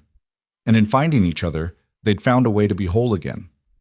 Hannah had arrived on that frozen trail begging for someone to feed her child, insisting she didn't need anything for herself. But Eli had seen through that desperate plea to the truth underneath. She'd needed everything. Safety, shelter, kindness, and most importantly, someone who saw her worth and chose to stand beside her. And Eli, who'd convinced himself he was better off alone, had needed them just as desperately. Needed to be reminded what it felt like to have a purpose. Needed to learn that loving again wasn't a betrayal of the past, but an honoring of it. They hadn't saved each other. They'd chosen each other. And that made all the difference. As they headed inside for their wedding celebration, just the three of them and a few close friends, exactly as they wanted, Eli took one last look at the land spreading out under the stars. This ranch had been his sanctuary once, his hiding place, his way of shutting out the world and all its pain. But now it was something better. It was a home, a place where a desperate mother and her sick child had found safety, a place where a broken man had learned to love again, a place where three people who'd been lost had finally found where they belonged. And as laughter spilled out from the house into the night air, mixing with music and the sounds of celebration, Eli smiled and closed the door behind him. This was what healing looked like. This was what starting over meant. This was what happened when you opened your heart to possibility, even when everything in your past told you it was safer to stay closed. It was messy and imperfect and nothing like what any of them had planned. It was absolutely everything they needed. And it was theirs, built on trust and courage, and the simple, profound truth that sometimes the family you choose is the one that saves you in all the ways that matter. Hannah caught his hand as he came inside, pulling him into the warmth and light. Samuel was already pestering their guests for cake, his energy boundless, and his smile bright enough to chase away any remaining shadows. "You all right?" Hannah asked, reading something in Eli's expression. He looked at her. At this woman who'd been prepared to starve herself to feed her child, who'd walked until she collapsed rather than stay in a dangerous situation, who'd found the courage to love again even after everything she'd survived, and felt his heart swell with gratitude and awe. "I'm more than all right," he said. "I'm home." And he was. After 5 years of wandering through his own life like a ghost, Eli Crowder had finally come home. Not to a place, but to people. To the family that had arrived, broken on his doorstep, and somehow made him whole again in the process of healing themselves. It wasn't the life he'd planned. It wasn't the family he'd expected. But it was his. And it was real. And it was more than he'd ever dared to hope for. That was more than enough. That was everything.